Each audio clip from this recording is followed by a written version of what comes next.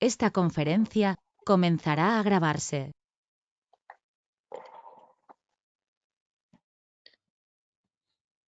So, here are our guests. As I told before, Jimmy is connecting in a couple of minutes. Every question you want to make to our guests, you can do it by the chat. By the end, we will read them the most we can. I don't know we have enough time. So,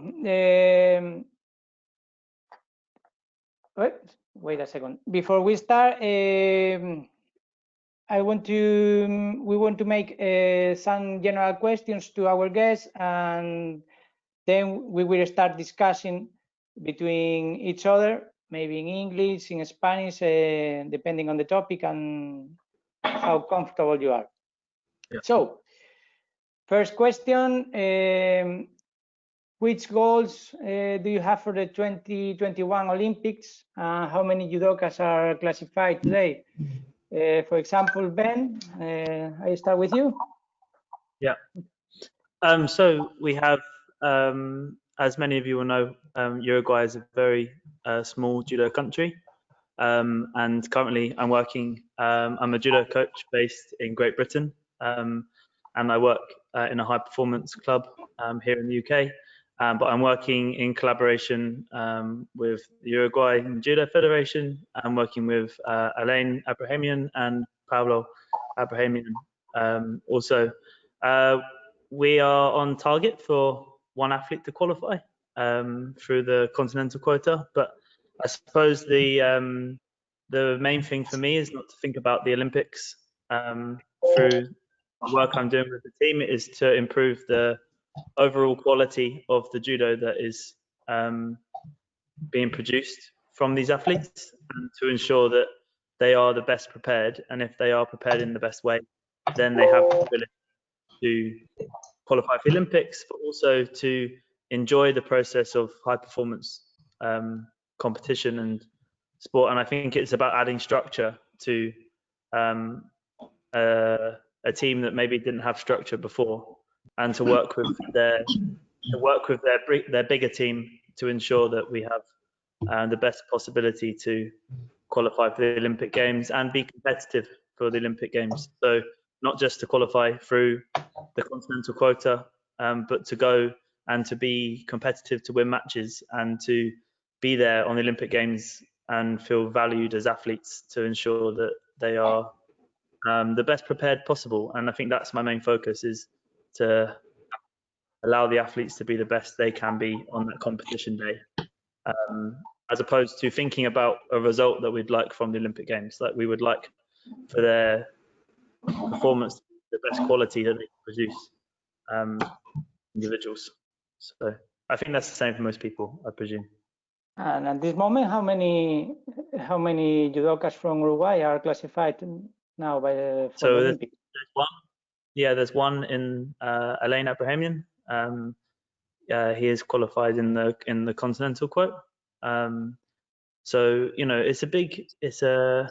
it's not about now, it's about in the future, and how we prepare for maybe Paris or for Los Angeles, and and how this team can prepare for the long haul rather than now. I think it's about adding professional structure to their training. Yeah. So you have a long plan there in Uruguay, I think. Yeah.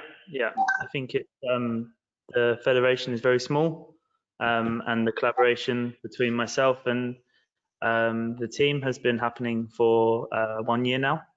So it's still very young and still very early in our journey together. But we are, I think we're strong. We're adding lots of really important strengths to the team to ensure that we have the best possibility to be there in Tokyo, and to have good representation. So that's the main focus for me. Mm-hmm.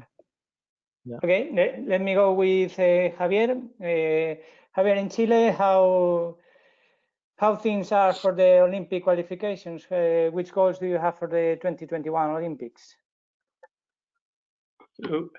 where we have two top athletes here in Chile at the moment. They are Meridi Vargas, who is 35 in the world ranking list, and also Tomás Briceño, who is 45. Our aim or our goals are to have two athletes in the Olympic qualification. It could be great because in the last Olympics, Tomás Briceño was in there in Rio, and he won the first match, and also was defeated by the top one. So he has the experience. Now at the moment, Meridi Vargas is in a good moment, in a good position to take or to fight for the quota, for the direct quota. So it could be very interesting, because we think that if you qualify for a games by a direct quota, put you in a very good place to take a chance in this kind of event. So also, yeah, you said you have two people classified now, and are they by continental? At the moment, Meridi Vargas is qualified by quota. We are fighting. All the team is working to also Meridi. Meridi is the first. She's fighting very a lot to get the direct quota, and this could be very nice because it opened the quota for Tomás Briceño. And what are your your greatest medal changes there in the Olympics? Do you think you can get a good result? Yeah, everything depends of the number of people that you can put in the Olympic by a direct quota. People who is in the between the 22 best player in the world ranking list has the opportunity to grow in a Olympic Games, because it's in that you are winning a difficult match in the EGF tournaments. Bueno, hago un poquito un resumen en español de lo que habéis contado los dos. Ben está viviendo en el Reino Unido, pero está trabajando con la Federación de Uruguay, con dos judocas principalmente, con Pablo y Alain Apramian. Y ahora mismo tiene a uno de ellos. Ben, is Alain, who is classified now? Alain. Yes. Yes. Currently, yes. Alain está ahora mismo clasificado. Y Javier nos contaba que en Chile pues tiene dos judocas ahora mismo clasificados. Who were they, Javier? ¿Quiénes eran?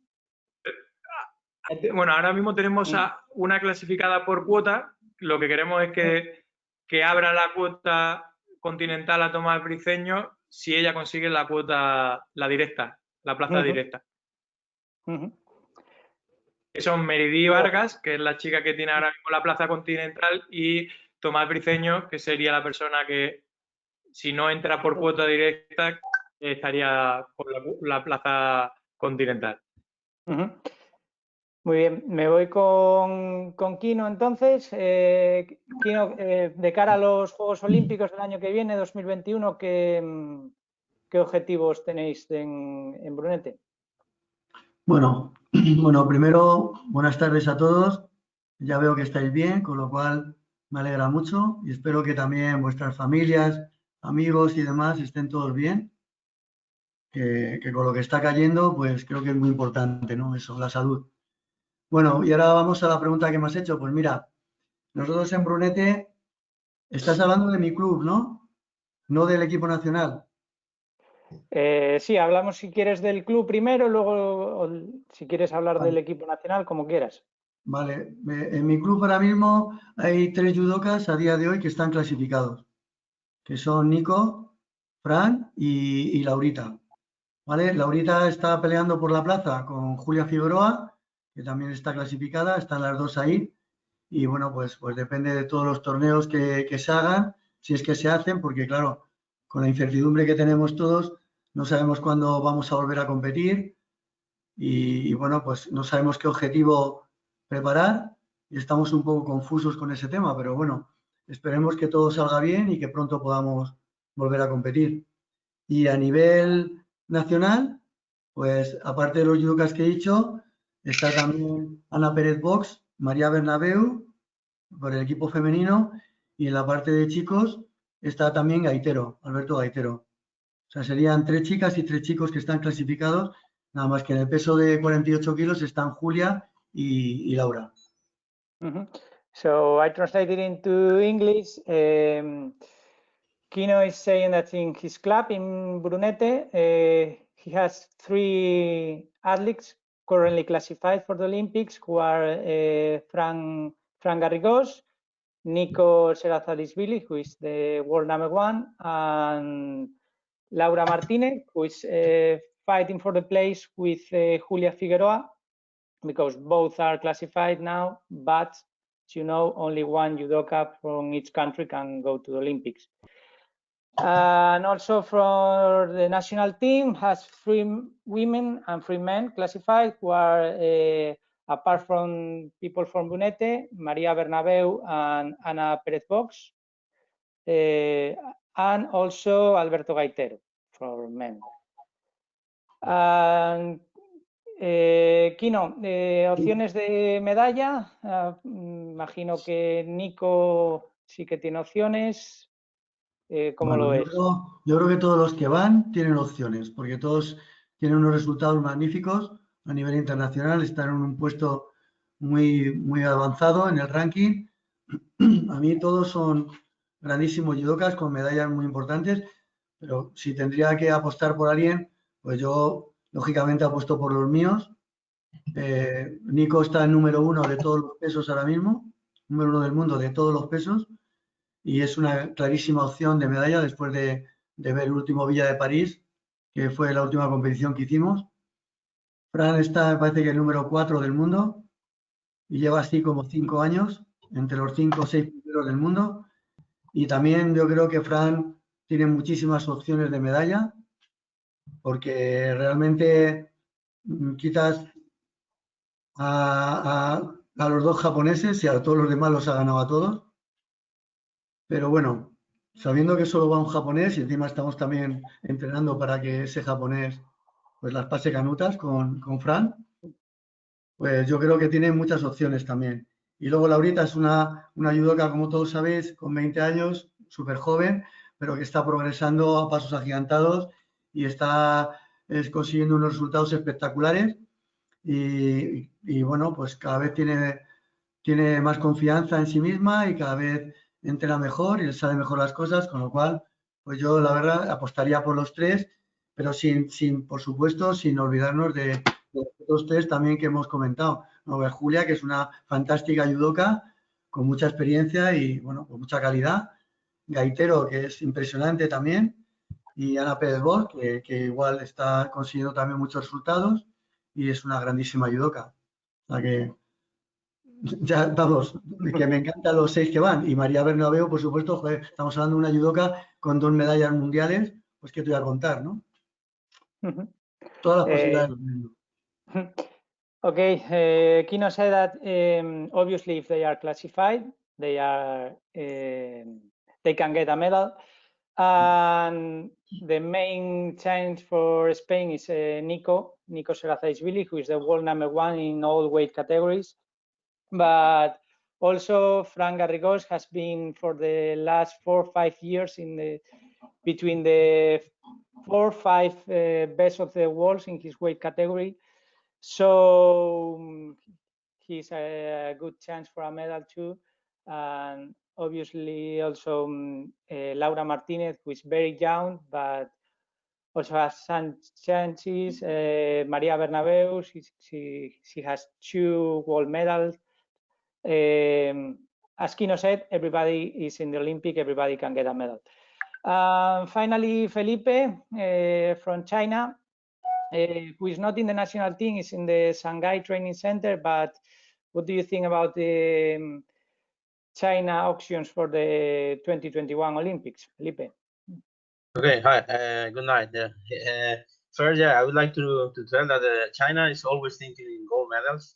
This is the goal for the China team, in not just in judo, in all the sport that they are in the Olympics. They are always thinking in gold medals.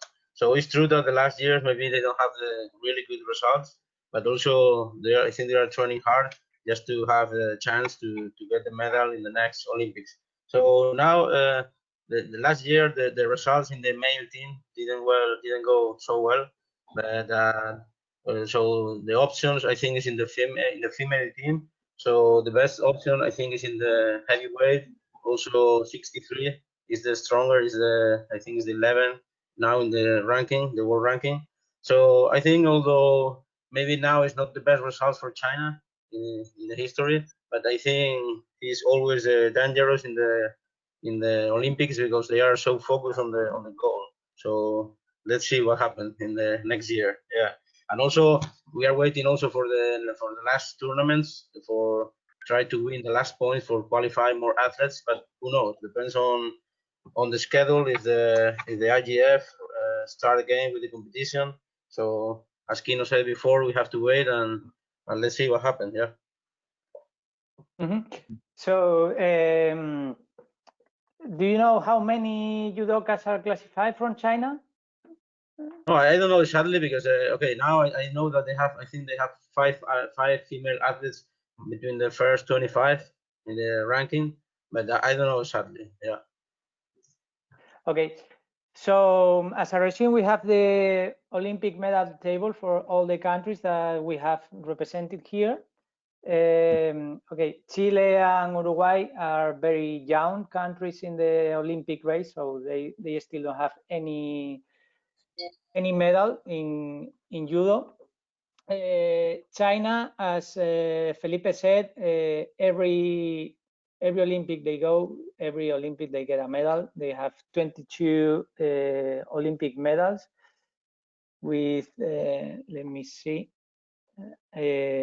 I don't have the total, I thought I had it. And the United States has 16 Olympic medals in judo, all along the history from Tokyo 1964. Finally, Spain, we have 6 medals. We are waiting for that medal. That the last medal we have was in Sydney 2000 with Isabel Fernandez. We are hoping that maybe Nico or Maria Bernabeu, or who knows, can get the medal we want. So next question. Shall I start with, for example, with Javier? Tell us how high performance sport is organized in your country, in Chile. Do high-level judokas train together in a high performance training center, or do they train in their own clubs?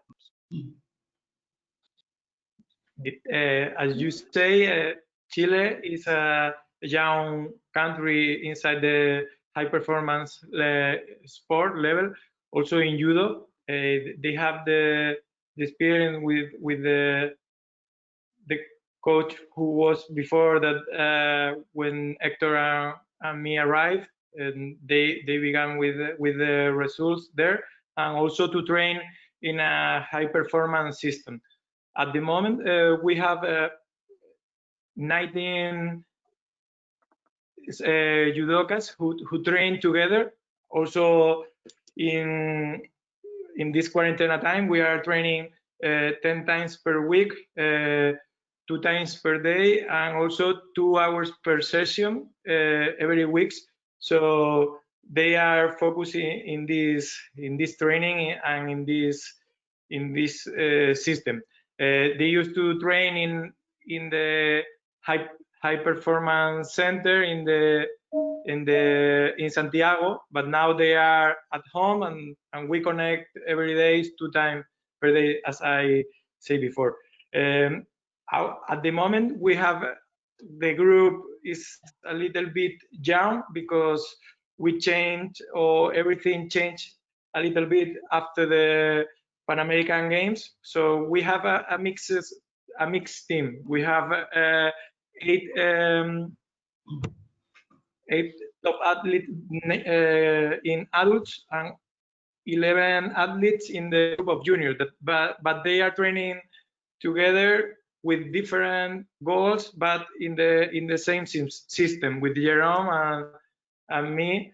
We are focused to grow up for the next period. No, also here in Santiago will be the Pan American Games in 2023. So is the main goal for the government, and we are working to get a new generation who help to Tomás and Briceño to be up in the Pan American podiums and also fighting in the top level at the Worlds. So you said the national team is training together and the rest are in their own clubs. I thought. Yeah. Yes, the national team is called more like a group of high performance level. They are people who are compromised to be in a high performance discipline.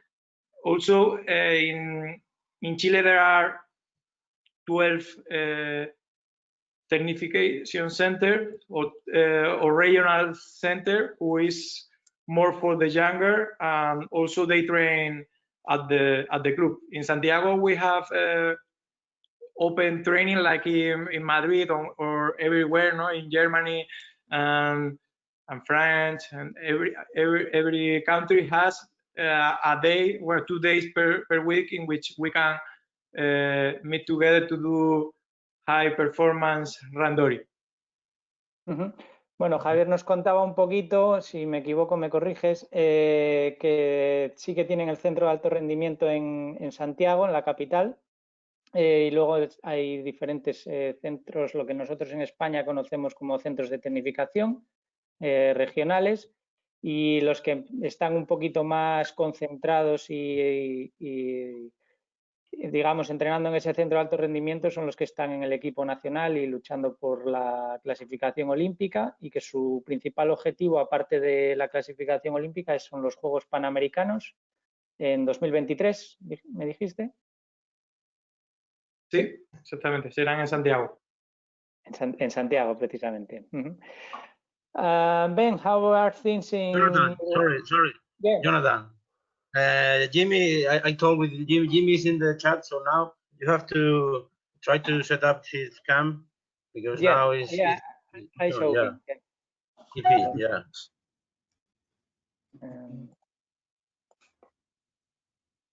Oh yeah.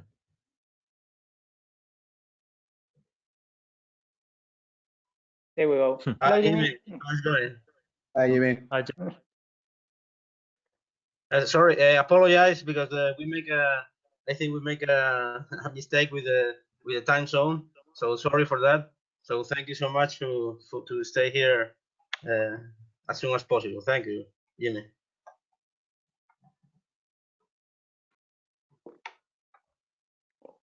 Jimmy, can you hear us? I don't know. Yeah, I don't know.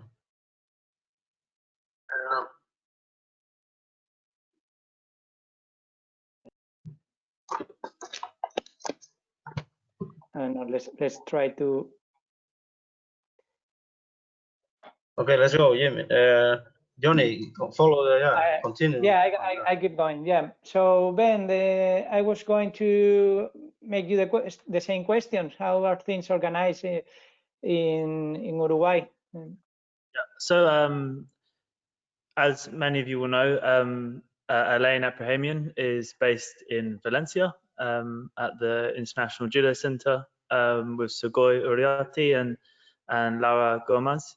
For me, and then some of the athletes are training in their clubs also, but where there is in the federation, there is no set national team. So we have, or national training center. So we have lots of control over how the athletes work on their own. So, you know, for example, the best randori for Alain is to ensure that he is in Valencia, and his life is there. And, you know, I think for him and his development as a judoka, it's much better that he is in Europe so they can get the high performance randori that Javier said earlier. Like, it's really important to ensure that you get the randori level that is allowing you to be competitive with that top level.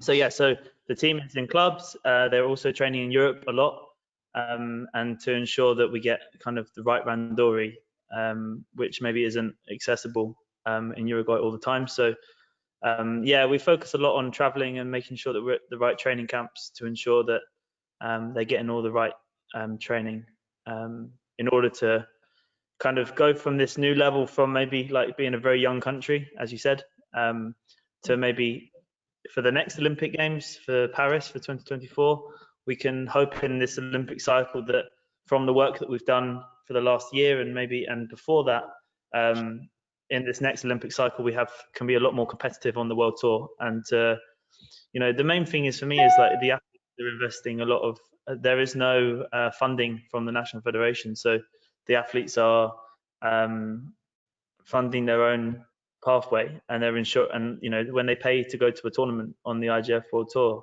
that comes from either sponsorship or their own pocket, and that's you know, that's a big sponsors. Exactly, and it's a big stress on the athletes. So you know, it's to ensure that we get the best kind of positivity and mentality going into the tournaments. Like, it's now trying to ensure that when we go to the right, you know, we're going from Grand Slam level, but also I've added into the program that the athletes compete at Continental Opens and Continental Cups, so that they can go to tournaments and win matches. And for me, the biggest success we've had with Alain is that we've started. We went did the African Continental Opens the end of last year, and he won one tournament and took a bronze in the other. And for me, like, the fact that he was fighting European athletes and African athletes and winning matches, that's a big improvement from going to Grand Slam, losing first fight, maybe winning one fight. Like, I think it's important that we are realistic where we are as a country right now, and we work and we build up the performance system in competition. And I think that we're making the right steps now to ensure that everyone is happy with their performance on the competition day. And I think that is through fighting at appropriate levels. And then when you're at the top level, you know, you feel like you've done your preparation to be there, and you've earned your right to be there, rather than just entering because your country is small, being there because you know you're a good enough judoka to be there. And I think that's the biggest change we've made in the last year, is that I think the athletes go into these tournaments knowing they can win matches in the top level now, which is important for me. Bueno, por hacer un poquito un resumen de todo lo que nos ha contado, Alain, que es el judoka que está ahora mismo clasificado, entrena, como muchos ya sabéis, entrena en Valencia, en el Centro Internacional de Entrenamiento, con Laura Gómez y Sugoi Uriarte. Y el problema que tienen en Uruguay es que no tienen muchas ayudas, con lo cual son los propios competidores los que tienen que pagarse sus salidas y buscarse sus propios sponsors. Y bueno, una de las cosas que están consiguiendo, por lo menos, es que aparte de la clasificación de Alain, que va unido a ella, es que ya van ganando combates internacionales, y poco a poco que vayan, uno de sus objetivos es que ese grupo vaya creciendo y que de cara a los próximos juegos pues puedan ir clasificando más judokas, en este caso de momento 1, y para los próximos pues 2 o 3, y que vaya ese número creciendo. Kino, voy contigo. Bueno, en España nosotros ya sabemos un poco cómo está organizado, pero como tenemos un poco gente de muchos países, pues que nos cuentes un poco cómo está aquí organizado. Sabemos que tenemos los centros de alto rendimiento de Madrid y Valencia, y aparte los clubes, entonces cuéntanos un poquito cómo funciona. Sí. Bueno, España es un país donde creo que son los clubes los que forman los judocas. Lo que pasa es que luego ya cuando van creciendo, si los clubes no tienen medios o no tienen gente suficiente, cuando un deportista destaca como para que siga progresando, pues le suelen mandar a centros de alto rendimiento, ¿no?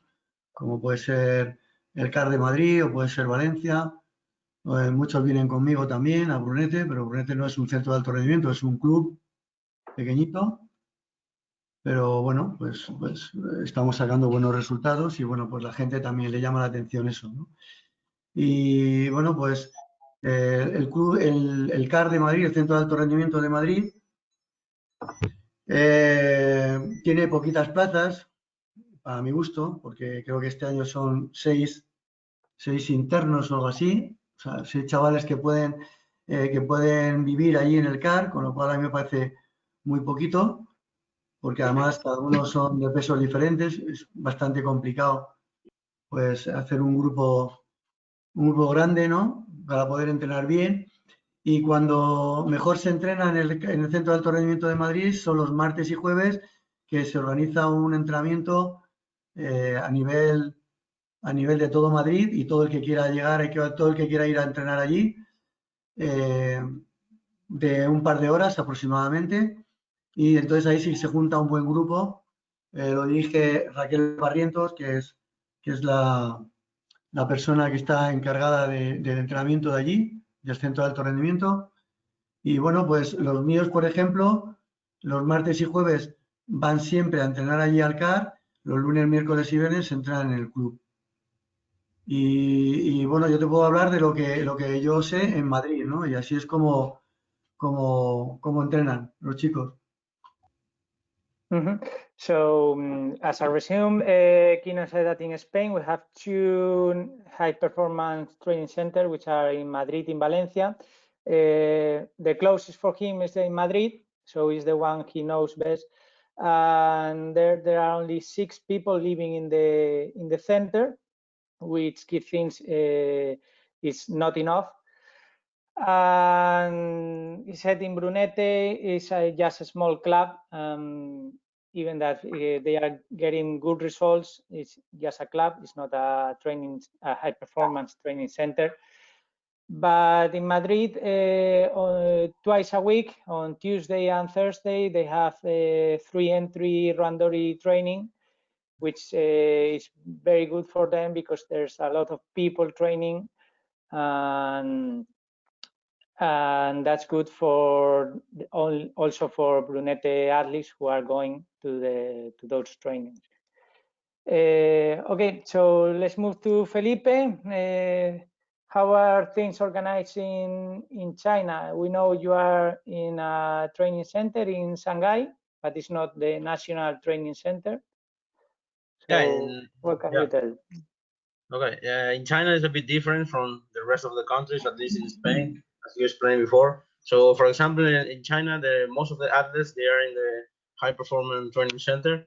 In China, I think we have around 25, 26 in all the country. You know, it's a really big country, and maybe it depends on the training center, but maybe there are 25.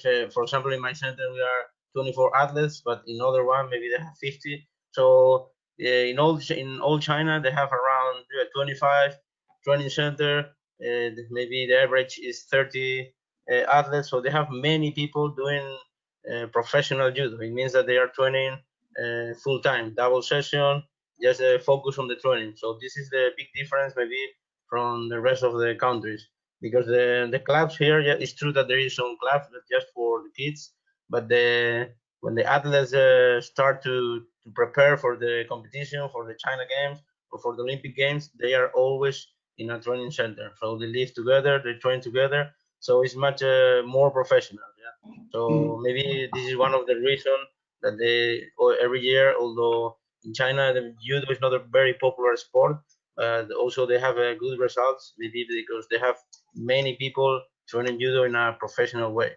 I think this is the most important difference from other countries. Yeah. Okay, let's move to another question. Jonathan. Yeah, is Jimmy back? Trata de conectar a Jimmy porque no sé qué le pasa con el sonido. Yeah. Try to. Okay. I don't know. I think told he's him, gone. He's gone now. Yeah, GM. Yeah, try to. Okay. Once he's back, I will try again. Okay. Perfect. Okay, so let's go with the next question. Now I will start with Javier. How do you think the result of high performance judokas can be improved in Chile? By my opinion, I think that at the moment we need more people or more judokas like Tomás Briceño and Meridi Vargas. This is why I'm working here, and also Jerome. We work to get people to get the level that Tomás and Briceño have. So we need more people like them because they have the characteristic that you can find in a high level performance athlete. So they are compromised, they have determination to get or to fight for their goals. So we need to create a group who works in this way. I think is the most important thing, and in this it's the work or the things in which we are working for. So the young group is getting better, is getting hours and hours in the physical preparation and also the judo. So we need to keep working like this. So one of the things is to have people who think like Tomás and Mary. Also, we need to have more judo places in the hotel or in the high performance.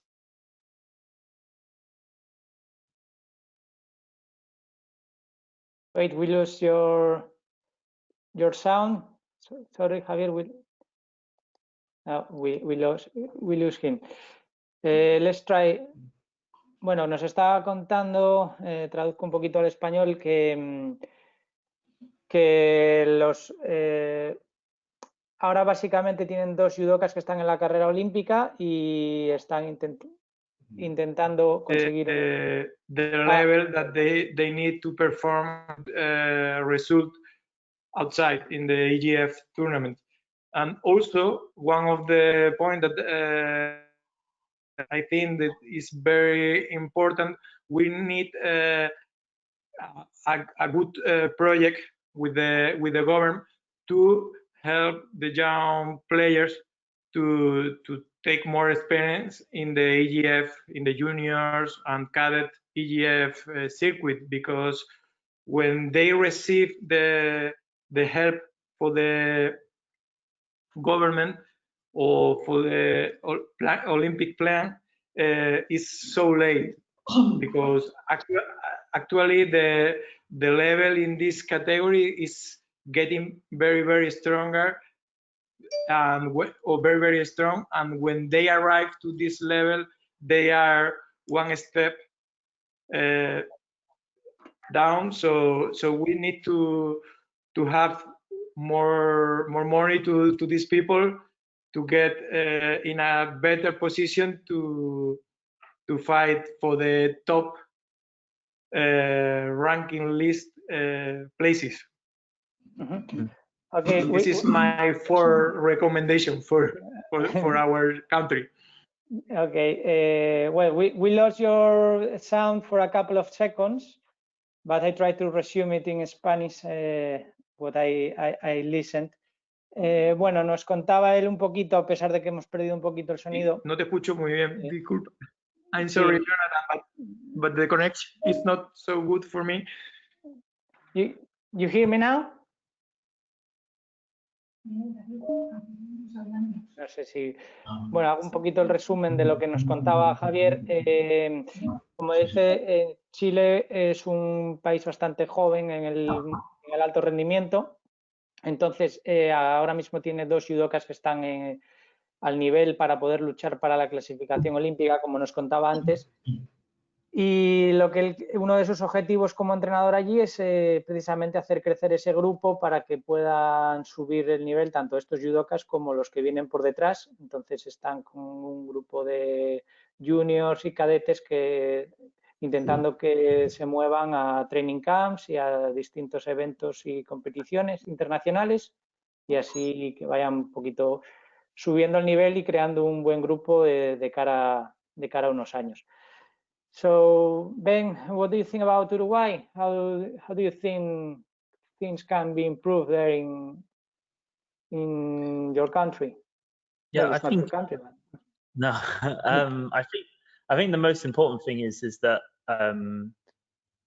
that we compete at an appropriate level for the athletes. So my thing is about small countries is obviously. So I'm from Great Britain, and you know, the level is high here, like for judo. And I think for me, the first surprise was when I started working with the athletes, was the fact that it's so easy for them to enter a world level tournament. And I think that for me, it's like you have to set criteria as a nation, like to make sure that you're hitting the right level in order to compete at a Grand Slam or Grand Prix or the World Championships, or you know. And I think it's really important that the athletes get good development through the levels of the international competition. So you know, the thing that I speak a lot with Elaine and Pablo is that you know, for me as their coach, I want to be honest and say, like, it's more appropriate for you to go to some tournaments such as Continental Opens to get results and to feel good about the competition day. The competition day is a really complex psychological thing, also physiological. Like, you know, there's a lot to think about for that one day and everything that has to go right in the day for the competition. So yeah, it's going to the smaller events to make sure that you are prepared for the big events. And I think this is something that in the same way as Javier was saying for Chile, is that we have to ensure for these small nations that there is a level of professionalism for the athletes, and that they understand that there is a process to high performance judo. But I also think the key, like the success, will come from good collaboration. So I think that the relationship that we have with Valencia and with Zagoy and Laura is that through the collaboration from Great Britain to Spain to Uruguay, and have these nations working together to ensure that, you know, the athletes are the focus. It's not about the focus of Yeah, so I understand more or less the same that Javier told before. You go step by step, improving your level. Yeah, of course. And to take your time. Like, I think it's not about, you know, obviously the athletes that I'm working with, they are 32 and 36, I believe. And the importance is that, you know, obviously they are coming to the end of their career now, but, you know, for their country, you know, I am not employed by the National Federation. I work with these athletes on the World Tour. So it's difficult for me because I don't have the control over the cadets, the juniors and the seniors. Like, I just work with the 2 athletes that are competing on the World Tour. So for me, it's difficult to comment on the whole of Uruguay because I see from outside there are things that can happen, but obviously you understand that in smaller federations, the politics are quite complicated, I believe. So we have to work how we can, and what we can do right now is to collaborate with lots of people, and I think that's the way to building athletes and to ensure that they are progressing in the right way is to get the right people as part of their team. And I believe that the relationship I have with Sugoi and Laura is really, really important to their development. And I think that do you think in a this future is do you think in a future the Uruguay national team can collaborate with Valencia or something of the kind? you know, for me, that would be perfect. I think that would be a really great move. However, I don't understand the politics in the country because I'm not living there. I think that's also a problem. But the athletes are not always there, so it's also like it's better for me to be in Great Britain so that it's easy for me to be in Spain to work with the athletes, and for competitions, you know, it's easier, I think. But yeah, I think for the future, I think they need to think about how, my recommendations would be to think about how they prepare from the cadets, not from the seniors, in the same way as Javier was saying. Bueno, lo que nos cuenta un poquito Ben es que él ve un poquito las cosas desde fuera porque él está en el Reino Unido y él trabaja con dos judokas, con Pablo y Alain Apramian, que están entrenando en Valencia con Sugoi y con Laura Gómez, y entonces no nos puede contar mucho del equipo nacional, pero él cree que lo mejor que sería pues un poquito en la línea que nos contaba Javier antes, que empezar a mover a esos chicos cadetes y juniors para que vayan subiendo el nivel y puedan crear un grupo dentro de unos años. También le pregunté si sería bueno que el equipo nacional de Uruguay trabajara con Valencia y dice que está de acuerdo, que sería una buena idea, pero que claro, él no tiene el control sobre eso. Kino, ¿tú qué piensas sobre España? ¿Qué podemos hacer para mejorar nuestros resultados en el alto rendimiento? Bueno, yo, como he dicho antes, España es un país de clubs, ¿no? Entonces los clubs, cuando tienen a un deportista que destaca, pues lógicamente no quieren que se vaya de ese club y muchas veces se pierden judocas excepcionales precisamente por eso, porque intentar mantenerlo a toda costa en el club y no dejarle que progrese, ¿no? Yo sé que esto me voy a meter en jardines que no debo, pero bueno, salvo en muy raras excepciones, normalmente los profesores no mandan a entrenar a un chico que destaque a otro club para que mejore, sino, vuelvo a repetir, se lo quieren quedar, etcétera, etcétera. Y ahora mismo, pues en España realmente hay dos opciones que son claras, ¿no? Que una es Valencia y otra es Brunete, ¿no? Yo no puedo ofrecer lo que ofrece Valencia porque yo soy un club que todo lo que sale de mi bolsillo, todas las ayudas que tengo son de mi bolsillo y bueno, ayudo a muchos deportistas, pero porque yo soy, los que me conocéis sabéis que soy un loco del judo, de este deporte, de la gente y bueno, pues hago lo que puedo para que ellos progresen, ¿no? Y se cumplan sus sueños. Yo, vuelvo a repetir, no soy Valencia, ¿vale? Pero intento que ellos tengan todos los medios que estén a mi alcance y si no los pinto para que ellos nunca se estanquen y siempre sigan progresando y tal. ¿Qué es lo que hago? Pues como a mí me llama mucho la atención que a gente de pesos grandes, por ejemplo, pesos pequeños, como el caso de Fran, vamos a centrarnos en el peso de Nico, ¿no? Una persona de 90 kilos y tal. Me llama mucho la atención que la gente no le pique la curiosidad de qué es lo que se hace en este club para que un chaval que lleva 13 años aquí en España conmigo y que realmente que se planta y siga campeón del mundo, ¿vale? Cuando es el único campeón del mundo que ha habido en este país, el único. Pues oye, pues me cuesta que Nico tenga gente de su peso para que entrene con él.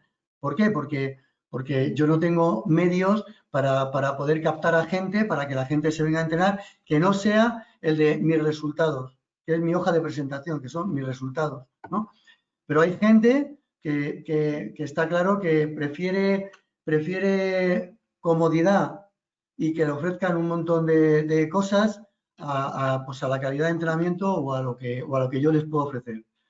No digo que ellos no tengan calidad de entrenamiento, pero quiero decir, a mí como competidor que he sido, luego me picaría mucho la curiosidad de qué es lo que se hace en ese club, por qué salen tantos resultados, qué es lo que se cuece por ahí, ¿no? Qué es lo que me asomaría a ese club para ver cómo se entrena o qué método utilizan o qué es lo que ocurre ahí, ¿no?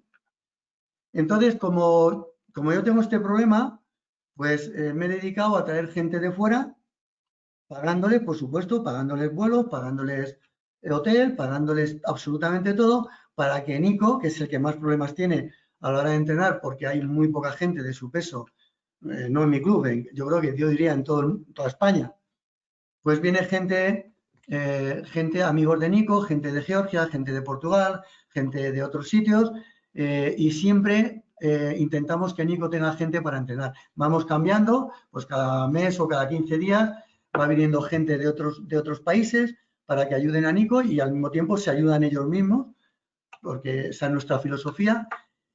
Y bueno, pues ha venido gente de la talla de Lipateliani, ¿no? Que todos lo conocemos, ¿no? Es íntimo amigo de Nico y se quedó enamorado de nuestro club. Enamorado de nuestro club, de un club tan pequeñito, pero con cómo se entrenaba, con esa calidad humana que tiene. Y bueno, pues él quiere venir a preparar aquí sus Juegos Olímpicos, que imagino que serán los últimos por la edad que tiene, porque bueno, tiene una familia enorme. Y bueno, pues yo creo que esta es mi fórmula para que los míos sigan creciendo, ¿no? En el caso de Fran tengo menos problemas porque tengo bastante judokas de muchísima calidad que aportan mucho y que se nutren también de lo que él les da y él de lo que los otros le aportan. Pero es así como vamos tirando. ¿Cuál es que me gustaría a mí que fuese la fórmula para que todo esto no ocurriese? Pues que la gente tuviese menos complejos y que ya te digo, salvo muy pocas excepciones, como pues mi amigo José Manuel, ¿no? De Fontenebro, que me manda siempre judocas para que Nico tenga, pues para que, bueno, pues que también quieren mejorar lo suyo, ¿no? Y pues sería eso, ¿no? Que la gente se quitase los complejos y nos juntásemos más, que Alcar fuese más gente sin miedo a que se lo vayan a quitar, porque cuando veas entrenamiento o vea un judo diferente al que tú le has enseñado, pues quiera ser partícipe de todo eso.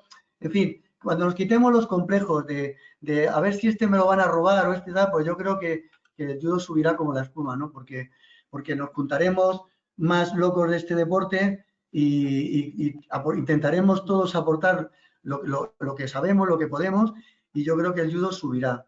Pero mientras tanto, pues cada uno tendrá que seguir trabajando en su club con los medios que tenga y crecer todo lo que pueda. Yo, desde luego, no me puedo quejar. Me quejo de que sale muchísimo dinero de mi bolsillo, pero no me importa porque ellos se lo merecen y a mí, la verdad, no me importa. Es lo único que os puedo decir.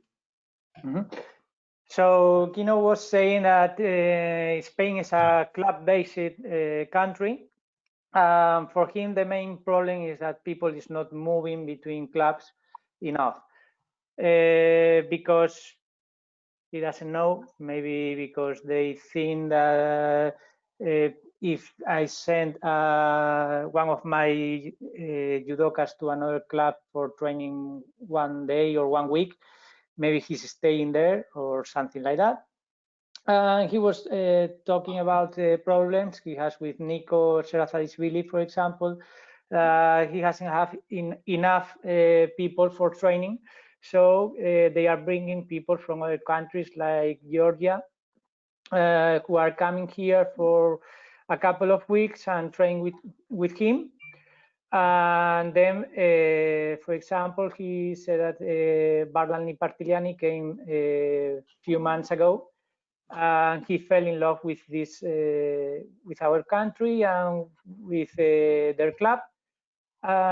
He's also thinking about coming here to Spain and get ready for the 2021 Olympics. So then, Felipe, what about China? You have been there for not enough time, maybe, but how do you think things can be improved there? Yeah, this is my first time. My first year here. I spent now 1 year here in China, so I know it's difficult to know all the judo in China because it's a big country. But at least I have a lot of information. Yeah. So in China, I think one of the most important problems maybe is the technical training. I think sometimes the clubs or the high performance training center they focus so much on the physical conditioning training that okay, it's important in judo, although also in other sports. But I think judo is very technical sport, so I think they must improve the technical training. Also, when they are developing the young athletes, I think they must improve this aspect.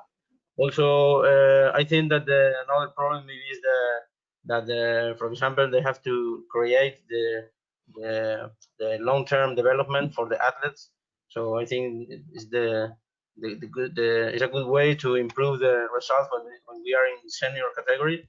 And also, I think maybe the last thing that they can improve is that, for example, in the young categories, I think the good athletes don't have enough international experience.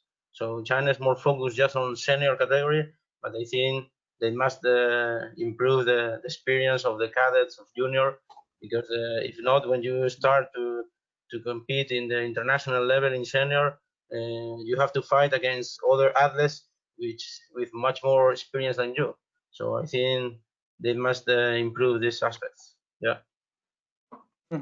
Bueno, lo que nos contaba Felipe, él lleva poco tiempo en China, un año aproximadamente, y todavía no le ha dado tiempo a ver cómo funciona el sistema, porque aparte China es un país muy grande, pero bueno, en su opinión, el principal problema es que en China se centran demasiado en el entrenamiento físico, y como sabemos, el judo es un deporte muy técnico, y cree que es algo que debería de incidirse más en China.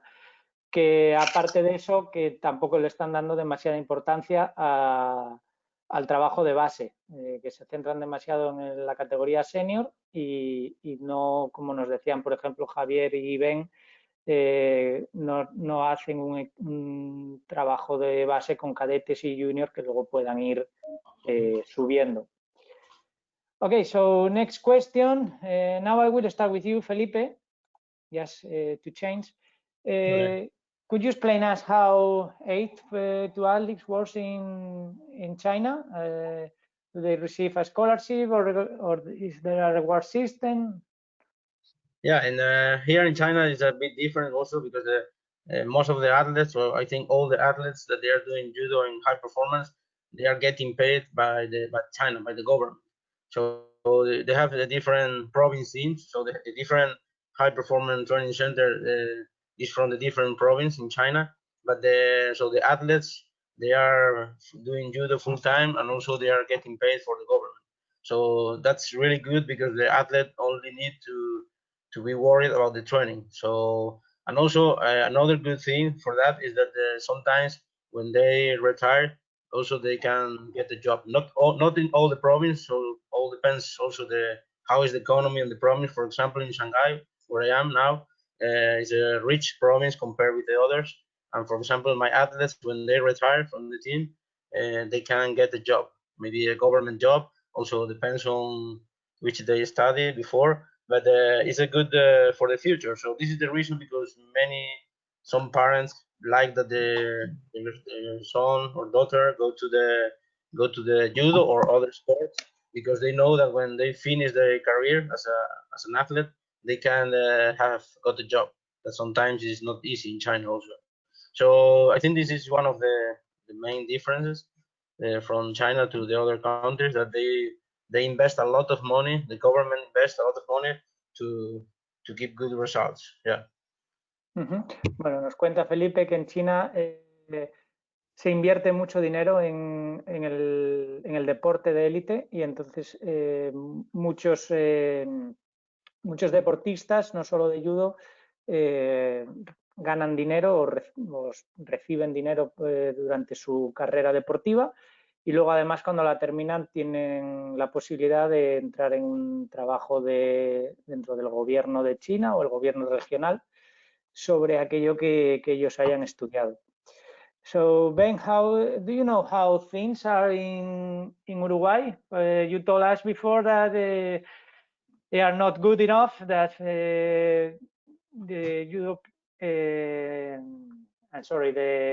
the sports people have to look for their own sponsors.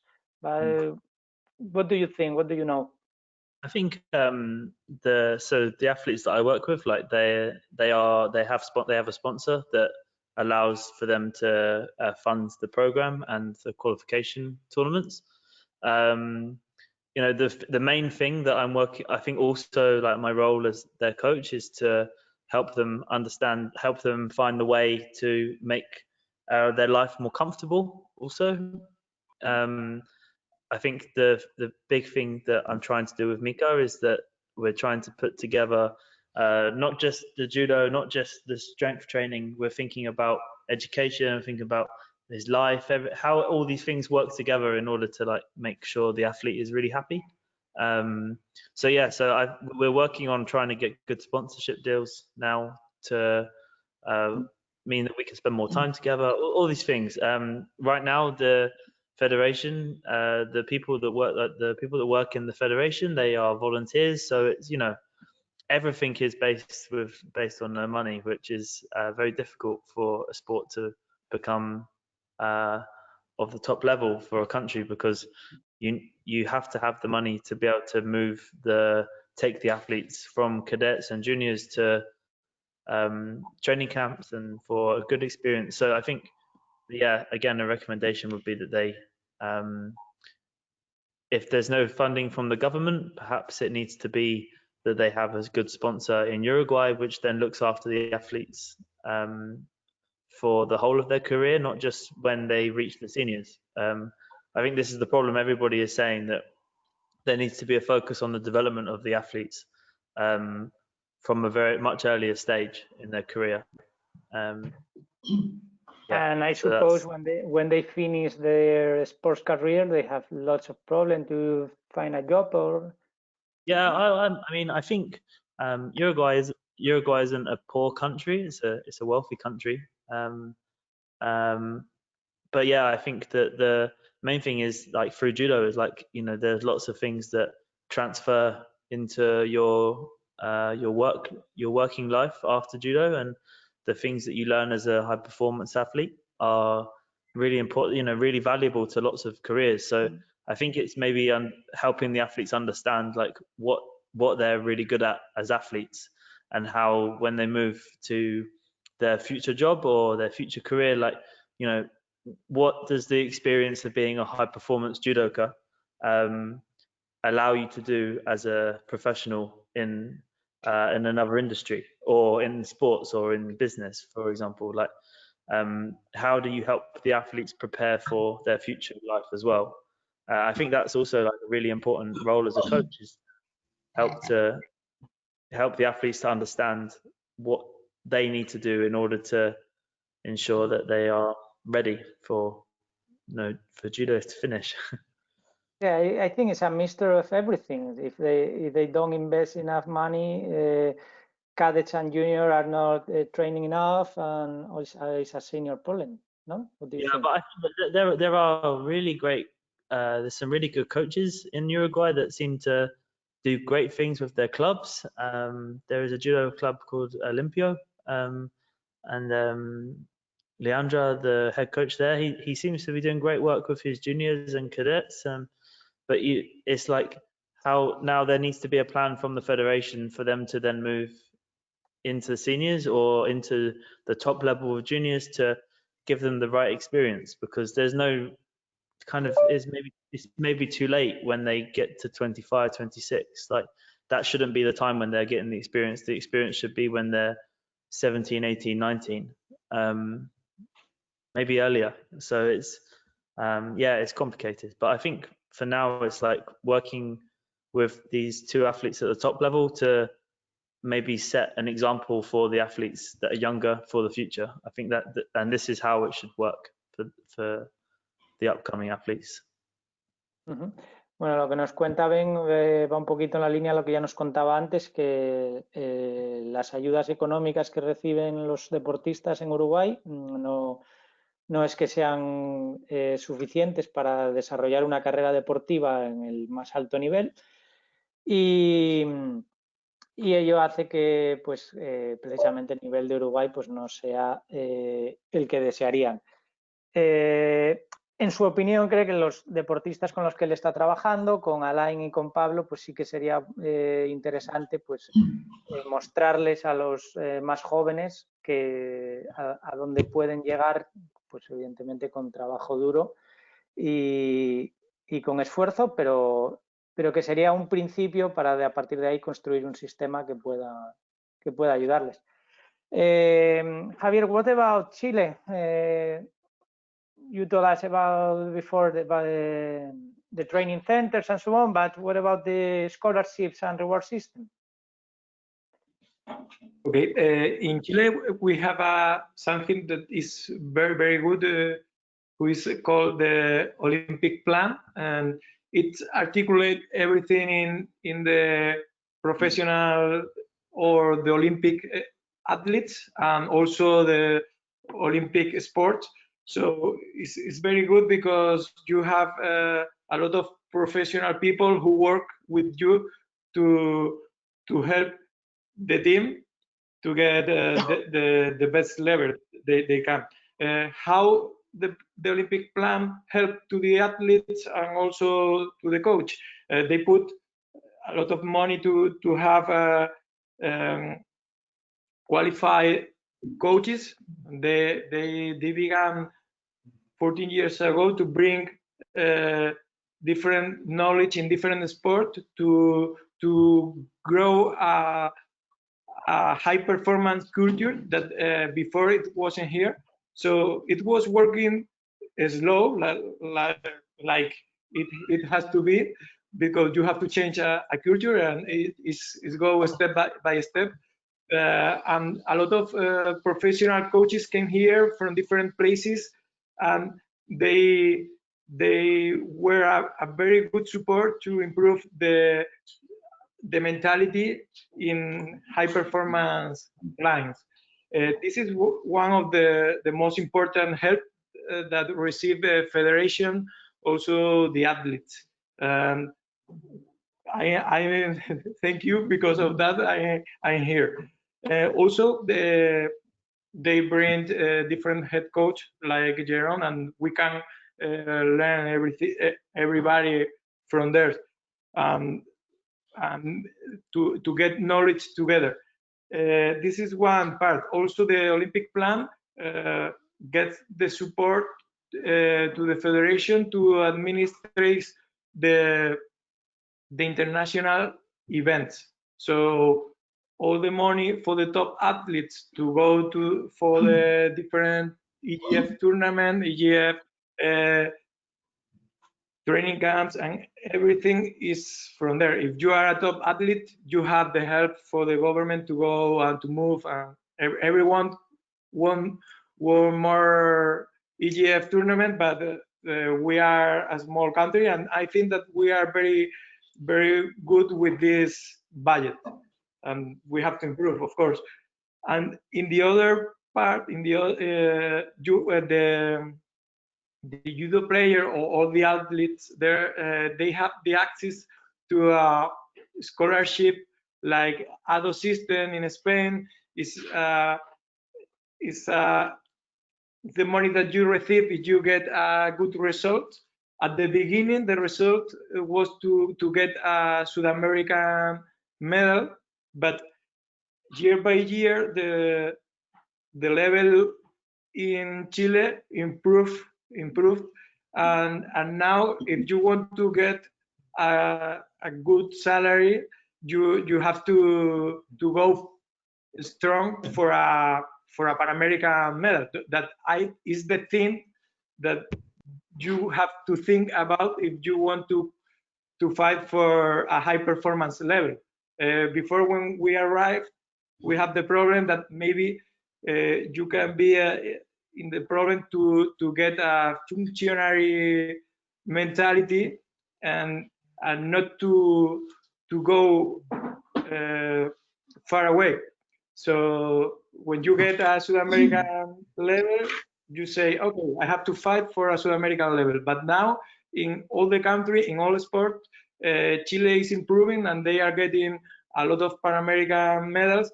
And for us, in our mentality like coaches, we think that is the best that it could be, it could happen here in Chile, because now our athletes have to fight more and more to get a good salary. And if you get one Pan American medal, you get a really good salary.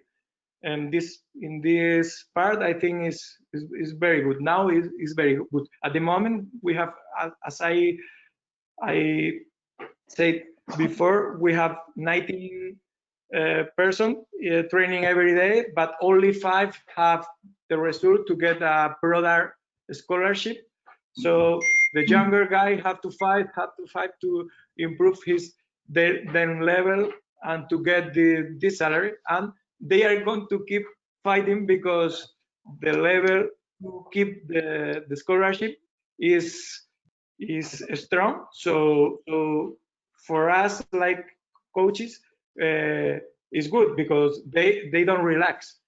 For the help after the finishing, at the moment we don't have a problem like Olympic Committee has in Spain.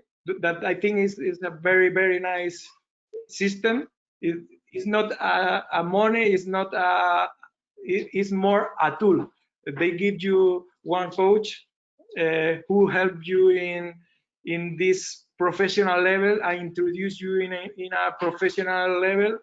And I think this is the best option to get tools or to give tools to the athletes to prepare, like Ben was telling before, to the next step. No, the athlete have to have tools, to improve the level, and also have to have tools to manage the next step. And we have to prepare the tools during the career, and also they have to have the access for the next step.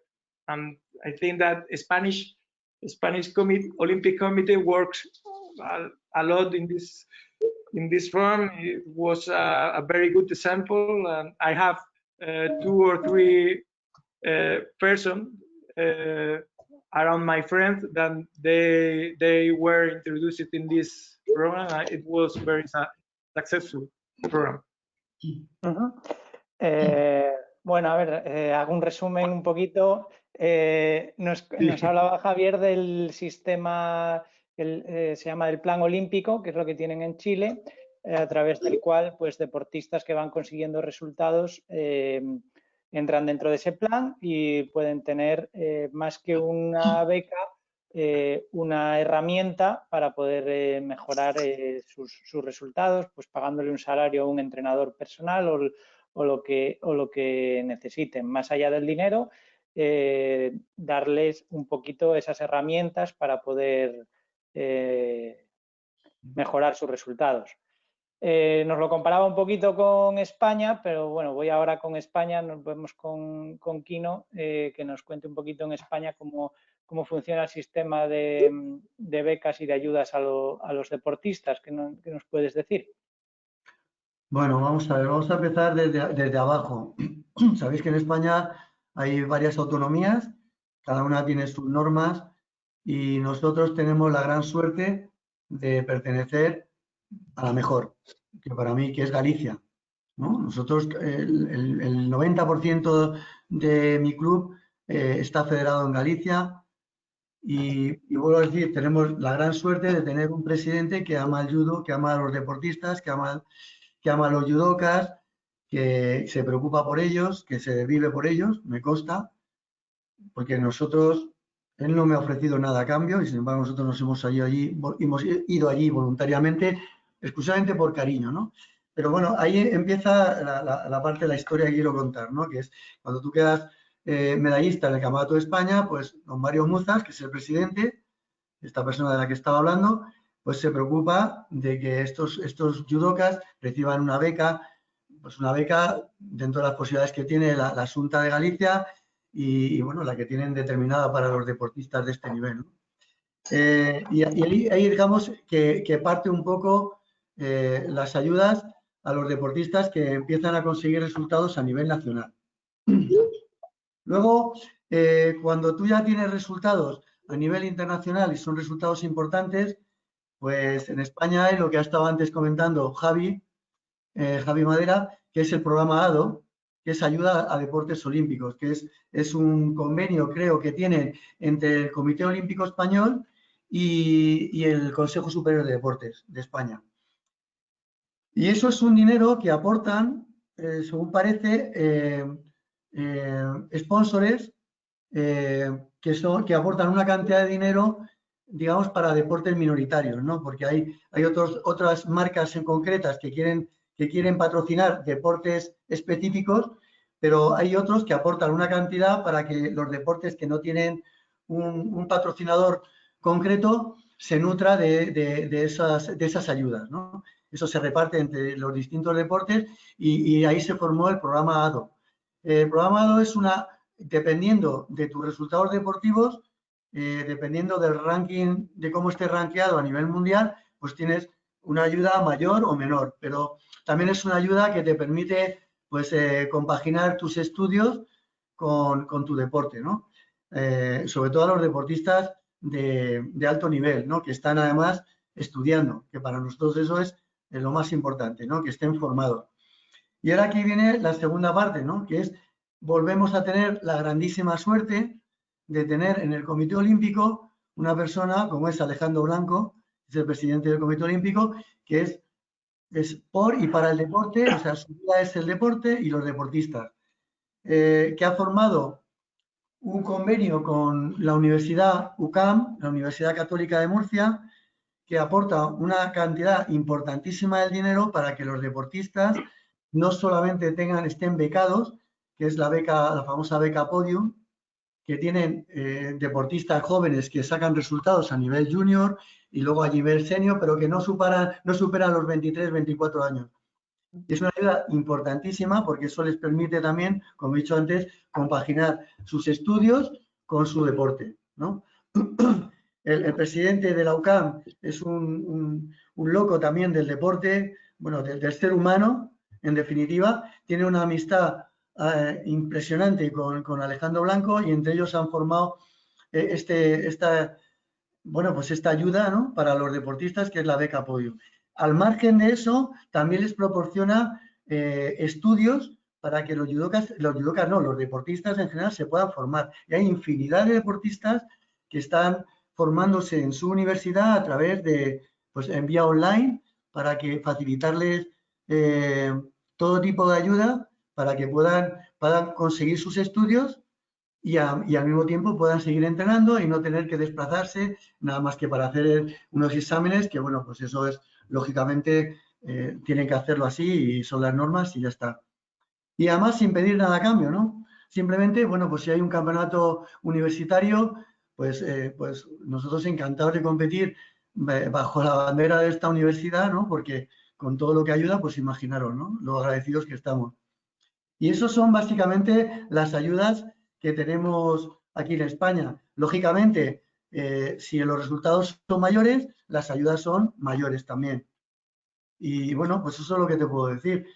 Luego también tenemos la facilidad, tenemos la potestad de poder encontrar por nuestra cuenta sponsores Y bueno, pues en el caso de Nico, tiene un manager que se dedica a encontrarle sponsors y bueno, pues está con Toyota, está con Iberia, está con Hublot, está con una serie de patrocinadores importantes que, bueno, pues que le facilitan muchas cosas a Nico y puede, digamos, dedicarse en exclusiva a poder entrenar todo el día, ¿no? Lo que él necesita. Claro que estos son cosas, deportistas muy concretos, porque claro, en judo, pues ahora mismo hay poquita gente con el nivel de Nico y yo creo que, bueno, pues que tenga este tipo de ayudas me parece fantástico para que otras empresas, otras instituciones, pues entiendan que los deportistas, si no tienen medios, es imposible conseguir resultados y sobre todo con el nivelazo que hay ahora mismo a nivel mundial, pues en todos los deportes. En judo, vamos, ¿qué os voy a decir a vosotros, no? Que no sepáis el nivel que hay en judo. Gente que lo tiene todo, o nosotros tenemos algo, o nos vamos a quedar atrás siempre. Pues estaba escuchando al de Uruguay, que me daba una pena, me entristecía un montón, cómo los deportistas se tienen que pagar sus salidas. Me parece una barbaridad, ¿no? Que el deporte, que en su país, no, para Uruguay no sea una prioridad la ayuda a esta gente que lo está dando todo por ver ondear la bandera de su país y sin embargo no tienen absolutamente ninguna ayuda, cuando yo creo que el deporte es la bandera de todos los países, ¿no? So Kino was explaining the Spanish system. He started saying that apart from the national federation, we have here in Spain we have regional federations, and he's very happy because his club is based in Galicia Federation, and his president Mario Muzas takes care of all their athletes and takes care that they have the scholarship they need or they get by results. Apart from that, he explained the ADO program by the Spanish Olympic Committee, which is for the sports that don't have their own sponsors. The Spanish committee have their sponsors, and that money is distributed by this program through all the sports. And judo, of course, as an Olympic sport, is one of them. And also the Spanish Olympic Committee President, Alejandro Blanco, who is a judoka too, make an arrangement with the Catholic University of Murcia, by which the athletes can study in that university with all the facilities, changing the exam dates, for example, or no problem about going to classes, to lessons, or whatever. So next, I think is our last question. Let's move. It's quite personal, but what do you think makes you different from other coaches? So, Kino, you were the last one. I start with you. Kino, ¿tú qué crees que te hace diferente a otros entrenadores? Por ir un poquito más a lo personal. Bueno, yo no sé, yo creo que hay un denominador común, ¿no? En todos los entrenadores, por lo menos a los que yo llamo entrenadores, ¿no? Que es la pasión, la locura por este deporte, la preocupación porque tus atletas estén al día en todo tema técnico que haya, en todas las nuevas técnicas bueno, que yo está todo inventado, pero siempre hay nuevas formas de hacer y nuevas formas que se ven en las competiciones. Bueno, pues estar al día de todo eso y sobre todo, a mí me preocupa mucho que mis atletas no tengan en su cabeza, cuando están entrenando, lógicamente, otra cosa que no sea la de entrenar, la de pasárselo bien, la de disfrutar entrenando y que se olviden de los problemas, porque para solucionarlos, pues ya estoy yo y hago todo lo que puedo para que ellos entrenen con esa pasión también, ¿no? No sé si esto me hace diferente a los demás, La gente dice que yo me implico demasiado, pero es que es mi forma de ser. Yo no entiendo ser un buen entrenador si no te implicas al 100%, si no estás 24 horas del día, como es mi caso, 365 días al año. Yo soy el padre de todos, soy entrenador, padre, psicólogo, fisio, les pincho las orejas, en fin. Yo creo que soy mucho más que un entrenador, ¿no? Y a lo mejor quizás sea eso la clave del éxito, ¿no? De que el respaldo que ellos sienten conmigo al lado, pues sabiendo que yo me parto la cara por ellos y que bueno, que tienen todo lo mejor que yo les pueda dar, eso lo saben y bueno, pues no sé si eso me diferencia de los demás o no. A mí me gustaría creer que todos son así, sé que no es verdad, pero bueno, yo por lo menos lo soy y me siento súper orgulloso de ser así. So Kino said that for him, the main point is passion, and he takes care about all their athletes, that they only focus on training, they don't focus in any other problems. So he helps them, in everything they need. So they only think about training and nothing else, nothing about their studies or whatever. So when they are training, they only focus in training. Ben, what about you? What do you think that makes you different? I suppose like from the thing that I'm really excited about as being a coach is that I'm still learning.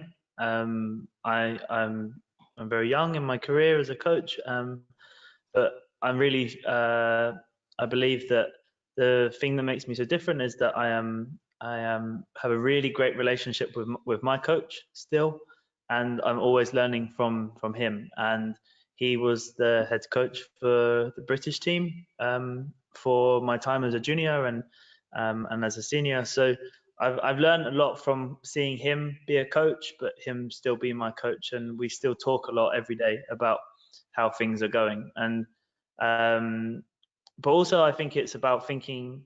I think a lot about how the athlete is the whole thing, and I think that that's really important. Like we're thinking about like the lifestyle of the athlete, the how you can look after the athlete. So like Kian said, it's like thinking only about training, only about competition.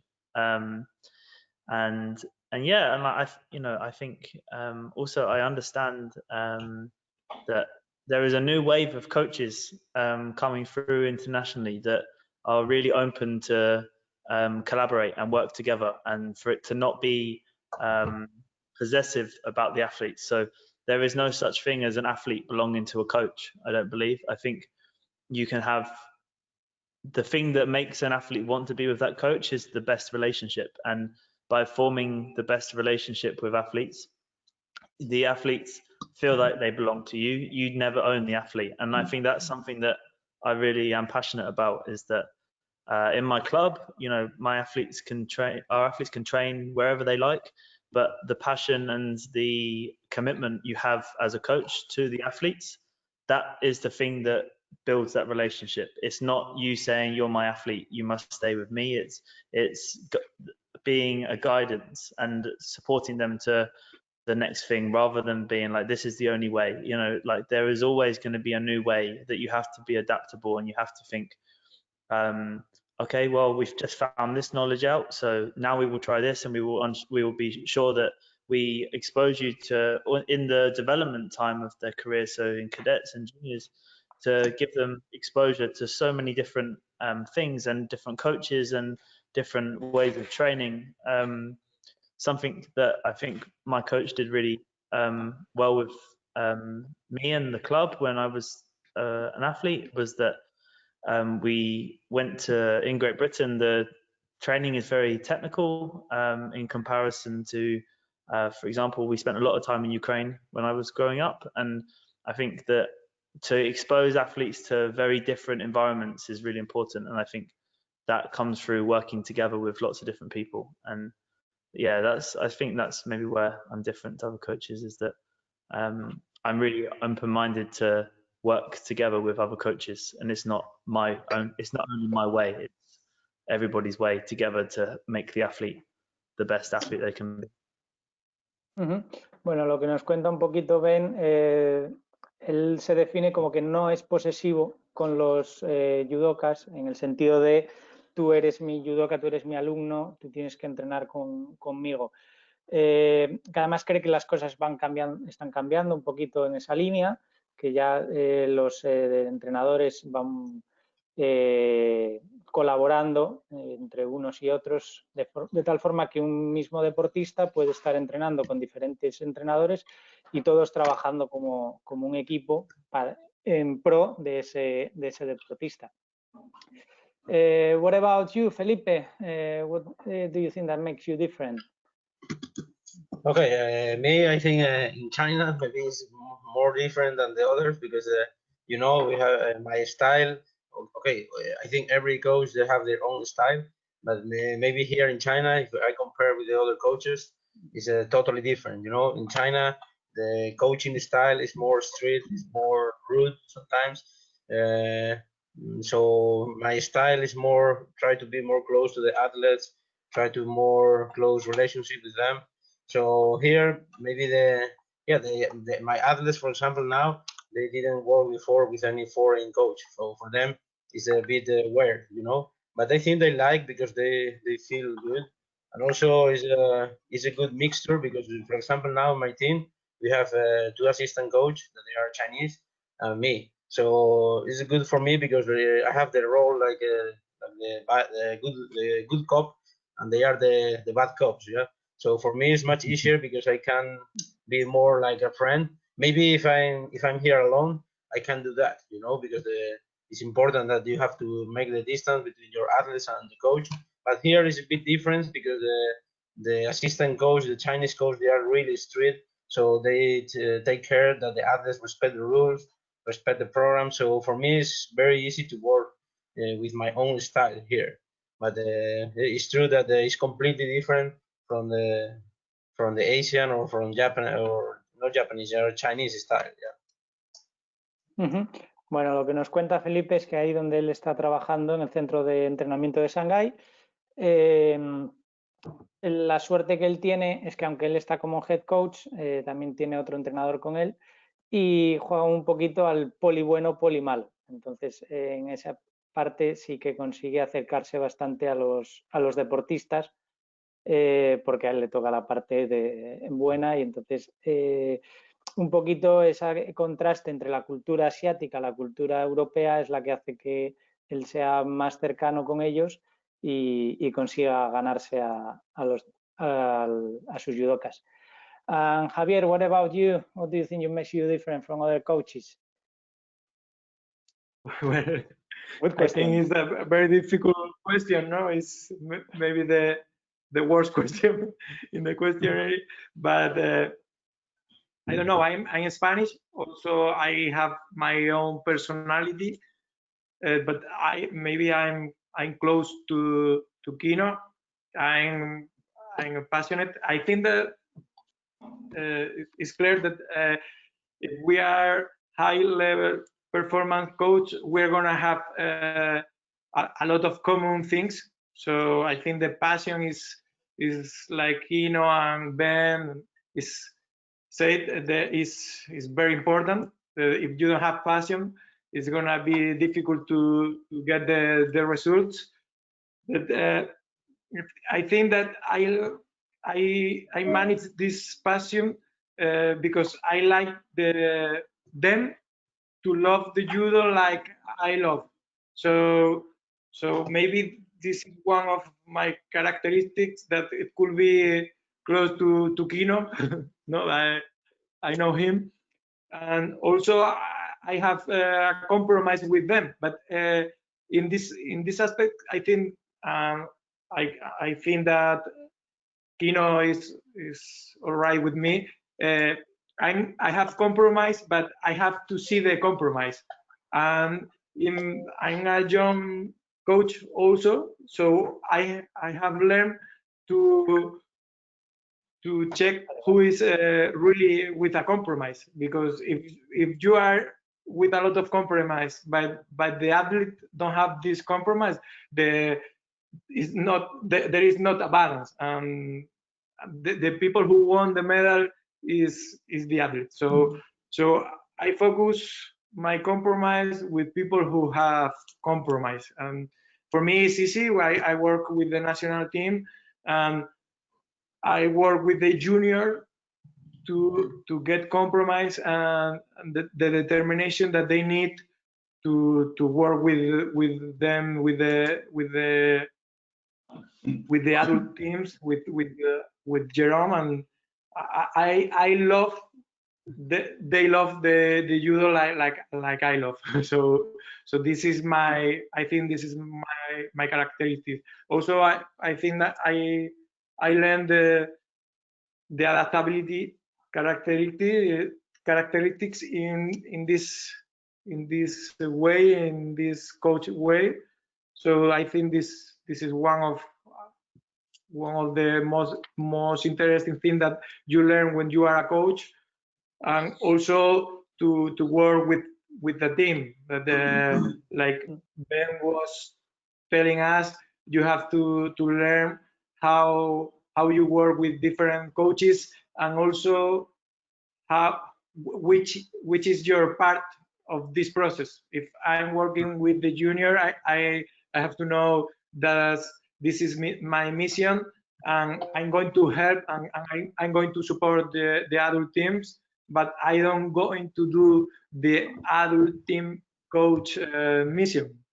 This is also a very important thing, and I have learned this also in this way in these 7 years. Bueno, citando un poquito a Kino, Javier lo que nos cuenta es que cree que un punto en común que tienen todos los entrenadores es la pasión por el deporte, por el judo, y esa pasión y ese compromiso que él tiene con sus deportistas es lo que él busca y espera que tengan sus deportistas también. Lo mismo que él está comprometido con ellos, espera que ellos también estén comprometidos. Y un poquito también en la línea de lo que nos contaba Ben, también lo que es el trabajo en equipo y colaborar con otros entrenadores para buscar esos objetivos con los deportistas. Okay, so let's move forward. Now a little bit of discussion among you. So if you have any question to any of the other coaches we have here, you can do it. Felipe has. Okay, so Felipe, you start. Yeah, I would like to ask Kino, because last week I asked in the chat in the National Federation, but finally we couldn't do the question. So I would like to ask him, do you think, Kino, that is the best train all together, all the Spanish team together, like a national team? Because some countries they are doing that. Or do you think it's better the system that we have now, that we have some high performance training center, and also other clubs like your club in Spain that they are working so well? So do you think it's better this model or the other one? Kino, me gustaría preguntarte si en España tú crees que sería mejor el que toda la selección española entrenara juntos, estuviera concentrada todo el año, es decir, que hubiera medios suficientes para poder hacerlo así, es decir, que estuvieran entrenando en una sede fija, como se hace en otras selecciones, o bien el modelo que hay ahora, que es, pues eso, clubs que estéis trabajando bien y sacando resultados, en conjunto también con centros de alto rendimiento. ¿Qué crees tú que sería la mejor fórmula teniendo en cuenta la realidad de España? Hombre, teniendo en cuenta la realidad de España, esa fórmula es inviable. Pero a mí me encantaría que nos pudiésemos juntar todos los profesores que tenemos esta pasión de la que hemos estado hablando y que tenemos implicación en los resultados, en conseguir unas metas, pues que estuviésemos entrenando juntos sería lo ideal, ¿no? Cuantos más estemos juntos entrenando, pues seguro que vamos a sacar mejores resultados, y sobre todo sin tener ninguno que ser la voz cantante, sino que todos aportásemos nuestro granito de arena. Y yo creo que el judo subiría como la espuma, porque hay mucha gente que tiene muchas cosas que aportar, y cuando estás solo, pues yo en mi caso particular trato de rodearme de lo mejor de lo mejor. O sea, es decir, ahora mismo Coco, que todos sabéis quién es, Héctor Rodríguez, se ha jubilado del CAR. Pues yo me lo he traído para mi club, ¿Por qué? Porque yo pienso que es una persona que va a aportar, que va a sumar y yo estoy encantado que esté aquí con nosotros. Dani Pions, que es otro pedazo de entrenador, pues cada 2 por 3 le digo, vente para el club porque tienes mucho que enseñar, tienes mucho que decir aquí y a mí me encanta rodearme de gente que aporte y que suma. Javi ha estado en mi club, sabe cómo funcionamos, sabe que cuando él ha venido, él ha sido un entrenador más. O sea, Javi, haz lo que quieras, no solo puedes hablar con tus deportistas, sino puedes hablar con los míos. Él lo sabe, sabe mi forma de ser y todo el que viene al club, pues exactamente igual, ¿no? ¿Qué es lo que quiero decir con esto? Pues joder, que está claro que el judo subiría muchísimo más si nos juntásemos profesores, pero sin ninguna de esta de a ver si me llevo a este, sin ningún miedo, sin ningún temor a que te roben un alumno, no, que todos estuviésemos trabajando para lo mismo. Que es muy complicado porque claro, si yo dejo mi club para formar parte de ese trabajo, a mí me tendría que pagar y tendrían que pagar a todos los que estuviésemos ahí y eso es que es imposible porque siempre van a decir que no hay dinero para eso. Entonces, pues es una pena, pero bueno, sería la verdad, yo creo que lo mejor, lo más interesante, ¿no? Para que el judo subiese, pero muy complicado. Okay, so for Kino, the reality of Spain is that it's not possible. People training all together all the time. It could be ideal, but it's not possible. And he was saying in his club is open for everybody who wants to train there and who wants to help in improving their level. So, any other questions you have, David? David, you have questions? Buenas a todos. Yo tengo una pregunta un poquito para todos. Quería saber vosotros qué pensáis acerca de los training camp internacionales. ¿Cuál es la mejor manera para que vuestros judokas crezcan, ¿no? y cojan el nivel top? Es decir, una combinación de entrenamiento en vuestro club, entrenamiento combinado con entrenamiento en training camp, o pensáis como algunos entrenadores que la mejor manera es la de entrenar solo en el club. Ben, hi, nice to meet you. I have one question for you and for all the coaches. What do you think about training camp? You think is the best way, international training camp is the best way to improve your level, like as a top level, or you think you have to train at home? Training at home is better. Yeah. Podéis contestar quien quiera el primero. If you want, Ben, the first.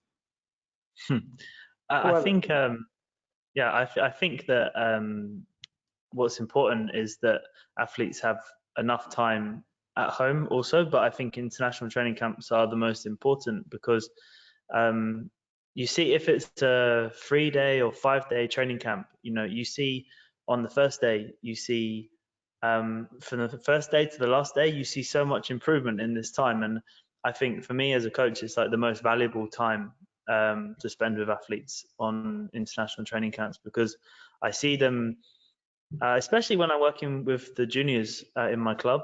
I think as a club, we are really keen for cadets to be at junior training camps and juniors to be at senior training camps.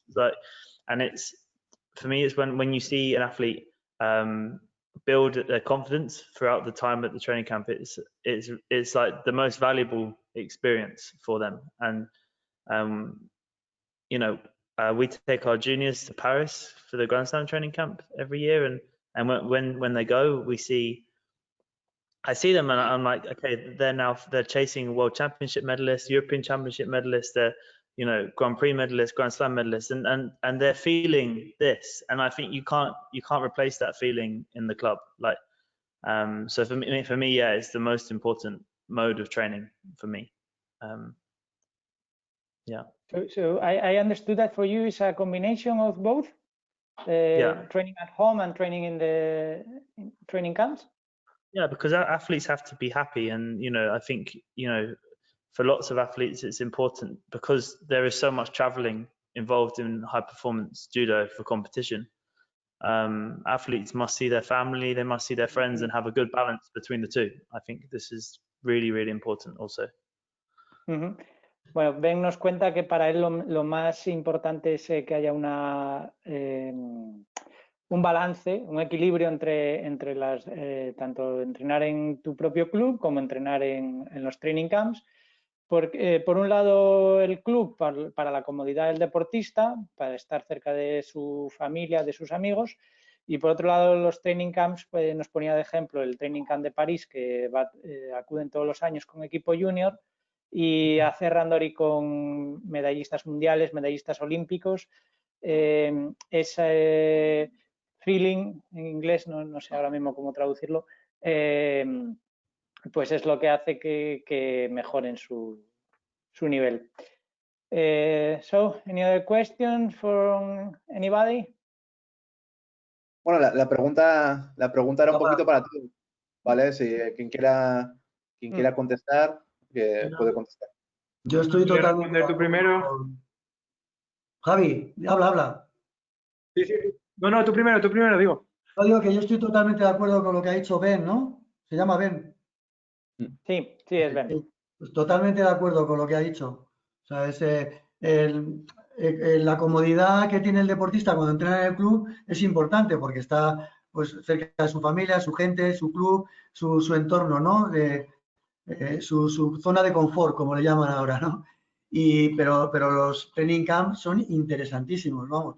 Nosotros acudimos a todos los que podemos, París, Alemania, todo lo que hay por ahí que se puede ir a entrenar, vamos un grupo de judocas y bueno, pues disfrutamos un montón, ¿no? Lo de Alicante, que es ahora, antes era Castelldefels, lo de David ha estado conmigo en Austria también, un campo que es impresionante y bueno, todas son experiencias que van sumando y van haciendo crecer al deportista.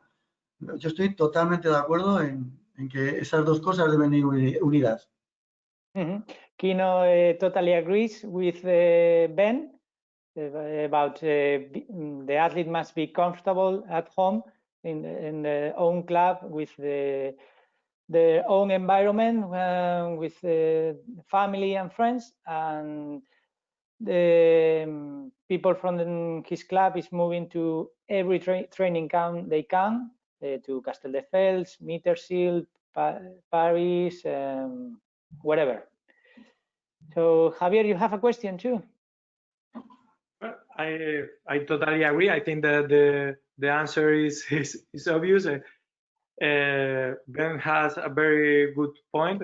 Is how to manage in the program the time to be at home, to work the things that you learn in the tournament, and also this international training camp.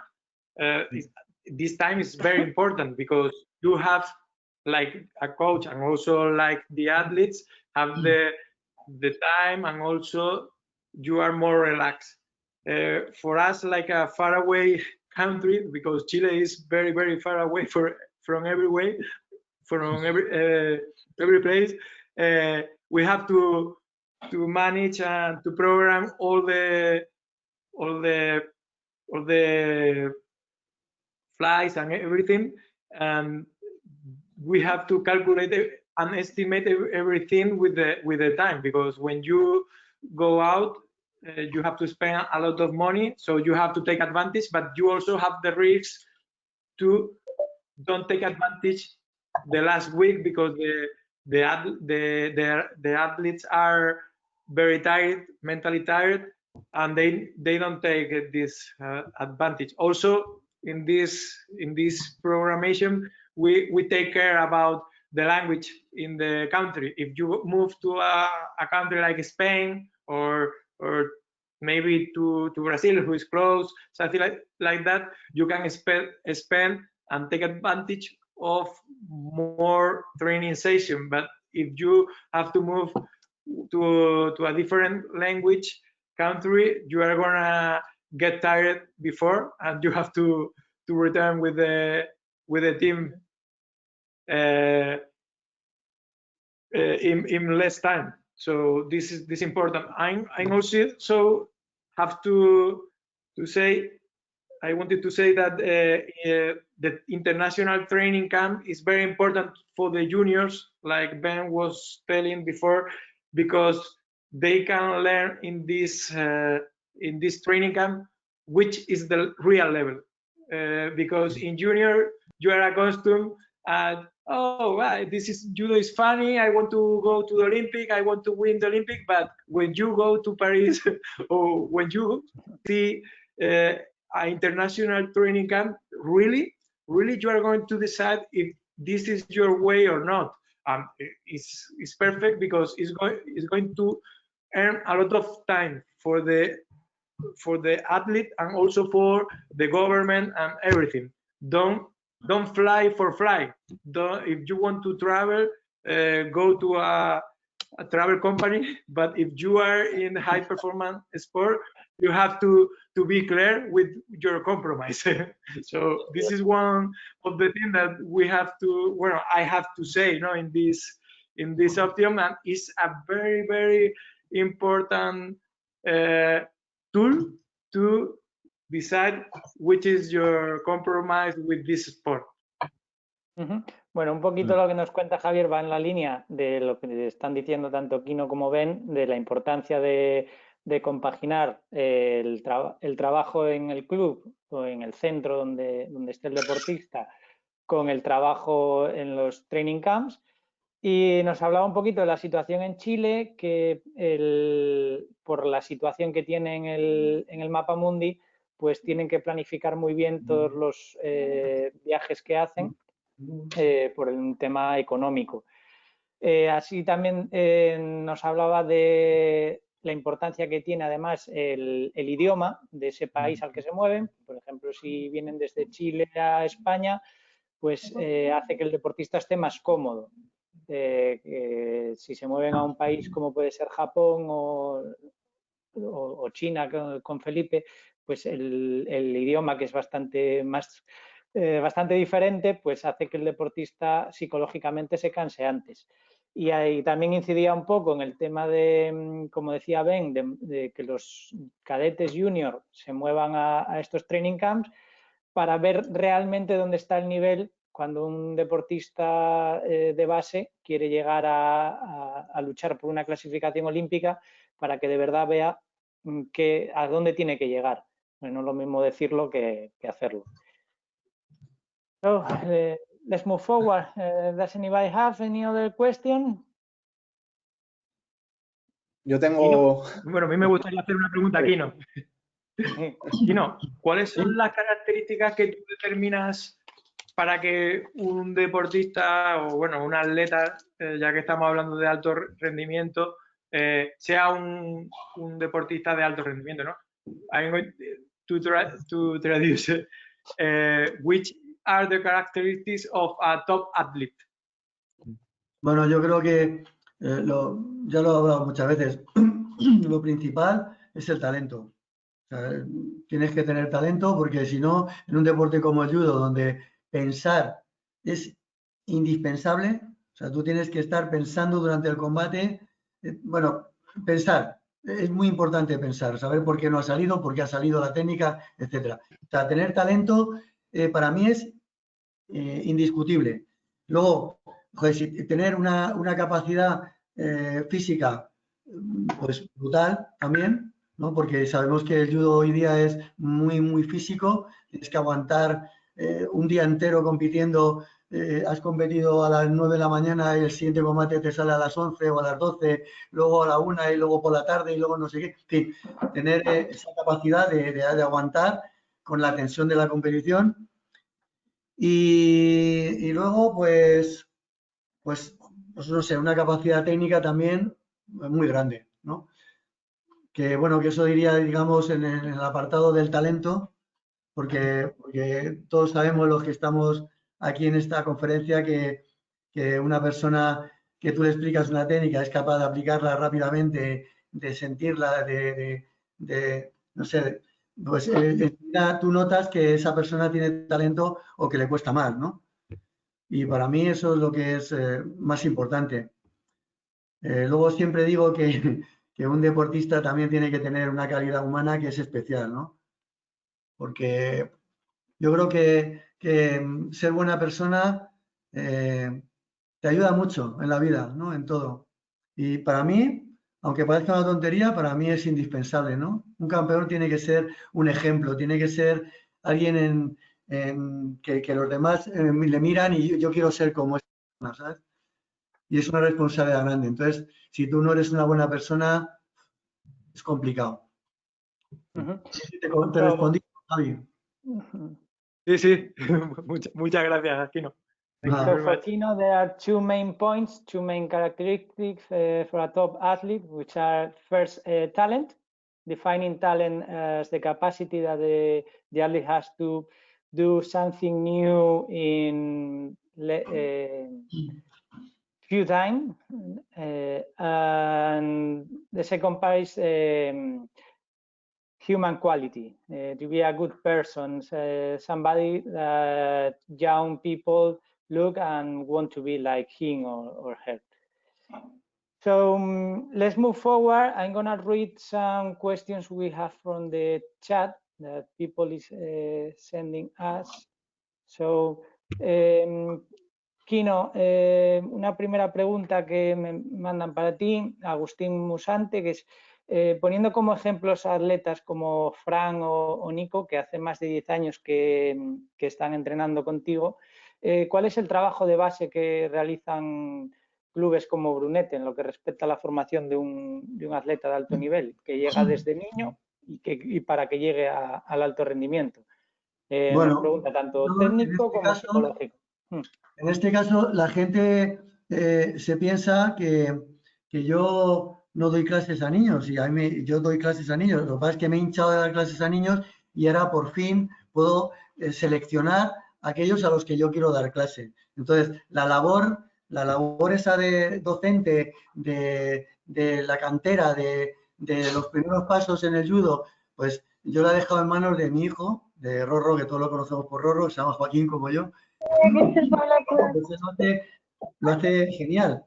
Y cuando él pues ve a un chavalillo que destaca por encima de los demás, que tiene esa luz que todos sabemos distinguir, pues la pasa un poco, me lo pasa. Me dice, papá, este chaval creo que merece la pena y, vamos, todo merece la pena, pero creo que es una persona que tiene más interés que los demás en el tema de la competición. Entonces lo pasa a un grupo que yo tengo, que yo he ido seleccionando de chavalitos, ¿no? Infantiles, cadetes, que los intento juntar todos en el mismo grupo para que, bueno, pues para que todos remen en la misma dirección, ¿no? Y todos tienen la misma idea de lo que quieren conseguir. Y bueno, pues ese es el trabajo que realizamos. A eso ya los empiezo yo a enseñar bueno, a mostrarles mi método y mi forma de ver la vida y de ver el judo. Y cuando van creciendo, pues se van incorporando a la clase de los mayores y así es como lo hacemos, ¿no? So the question was about a club like Brunete, Kino's club, in which they take people like Fran Garrigós or Nico Sherazadishvili very young, and how do they train to get them when they grow up to the high level? So the answer from Kino was saying that his son, also called Joaquin Rorro, is teaching kids. When he sees a kid that maybe has some talent, he sent this kid to his father, to Kino, and they start working with him or her. And when he or she grows up, he goes to the main class, the main training, and that's the way they work. So another question from Raul. This is quite general for everybody. He would like to ask if judo has changed from the first year you were practicing to nowadays, related to training and also to government aids. Who wants to answer first? Nobody. What about you, Ben? I think it's not so long that since I finished competing. My last competition was in 2017, and not so high level, like continental open level, really.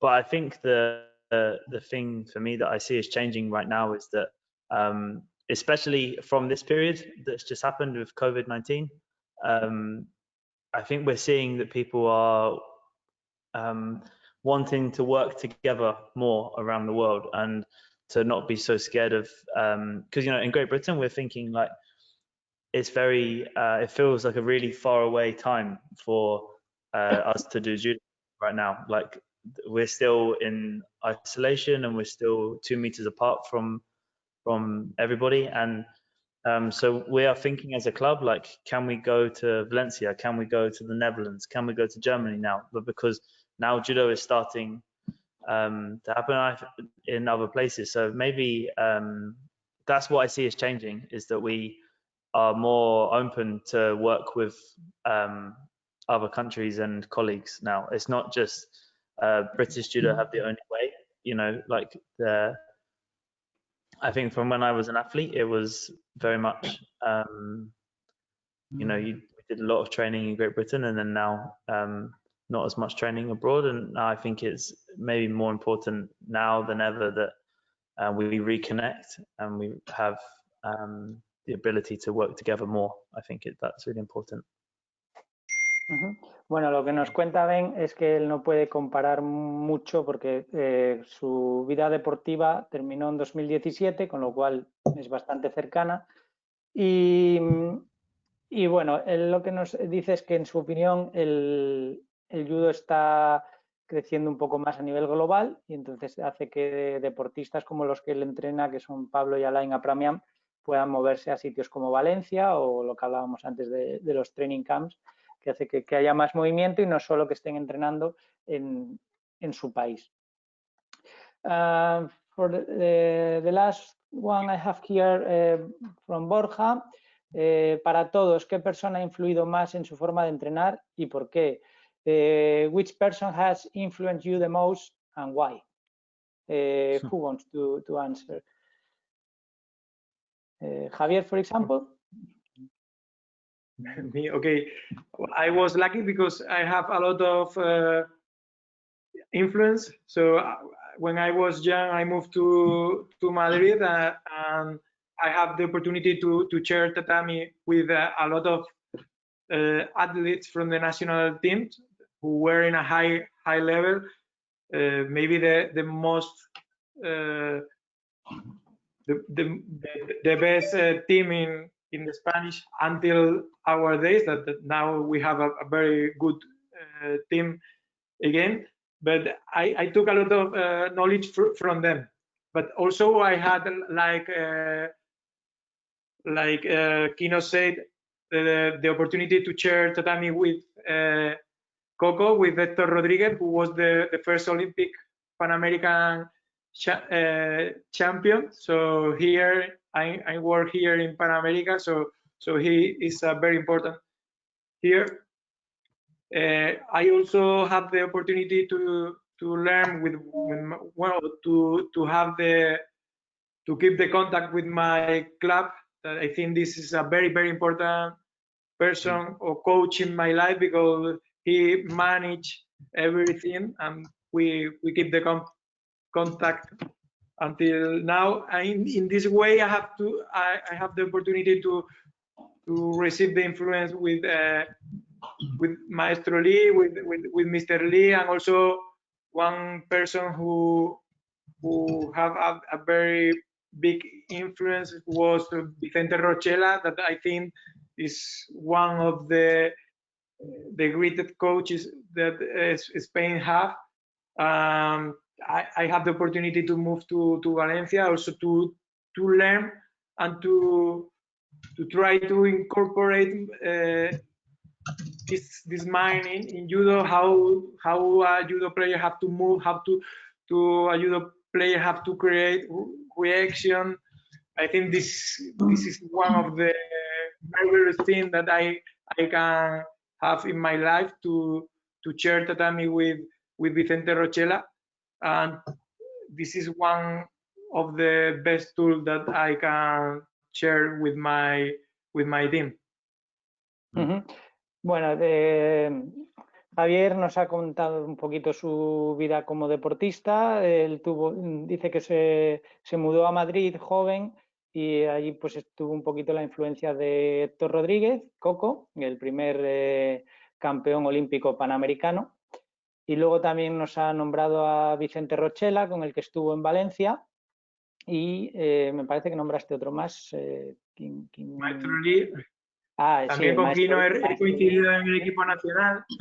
Eso es, un fallo mío. With Kino, I have a very good experience. My first movement in the adult team were with Kino, and it was also very nice. I have this feeling at the beginning in my adult career. It was very nice because you have the confidence after you in the chair. Okay, so for the last thing we move is our raffle. We have 3 judo training rash bars and 1 United States judogi by Fuji Sports. So here I have the list of people who are joining us, and I will ask you one number. So that number would be the person who wins the prize. Bueno, entonces pasamos un poquito a nuestro sorteo. Tenemos 3 camisetas de entrenamiento de judo training y un judogi de los Estados Unidos de Fuji Sports. Entonces os voy a ir preguntando, yo tengo aquí la lista de inscritos y os voy preguntando un número y ese número pues será quien le toque.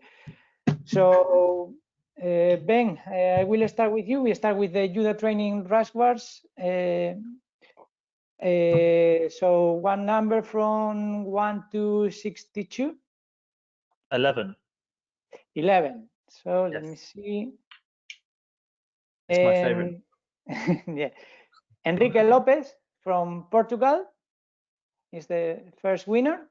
We will contact you maybe tomorrow or in a couple of days. Enrique Lopez. Next, Javier. Okay, number 3. Number 3 is Judo Fontenebro from Spain. Kino, for your friend. Se van a pensar que está tangado esto. Yes, because he is also my friend. So no, most of the people that are joining are from Spain. ¿No? Mucha de la gente que se ha inscrito pues es de España. Felipe, the last one? 23. 23, which is Daniel Pions from Spain too. wow. Coño, esto está amañado. You know, also your friend. And Kino, you have the power for the United States judogi. Kino, para ti el judogi. 19. El 19. Vamos a ver.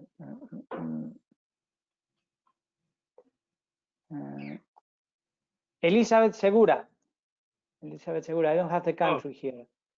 She is one of my juniors. She is one of my junior athletes. de Chile. Ah, pues mira qué bien. So, okay, so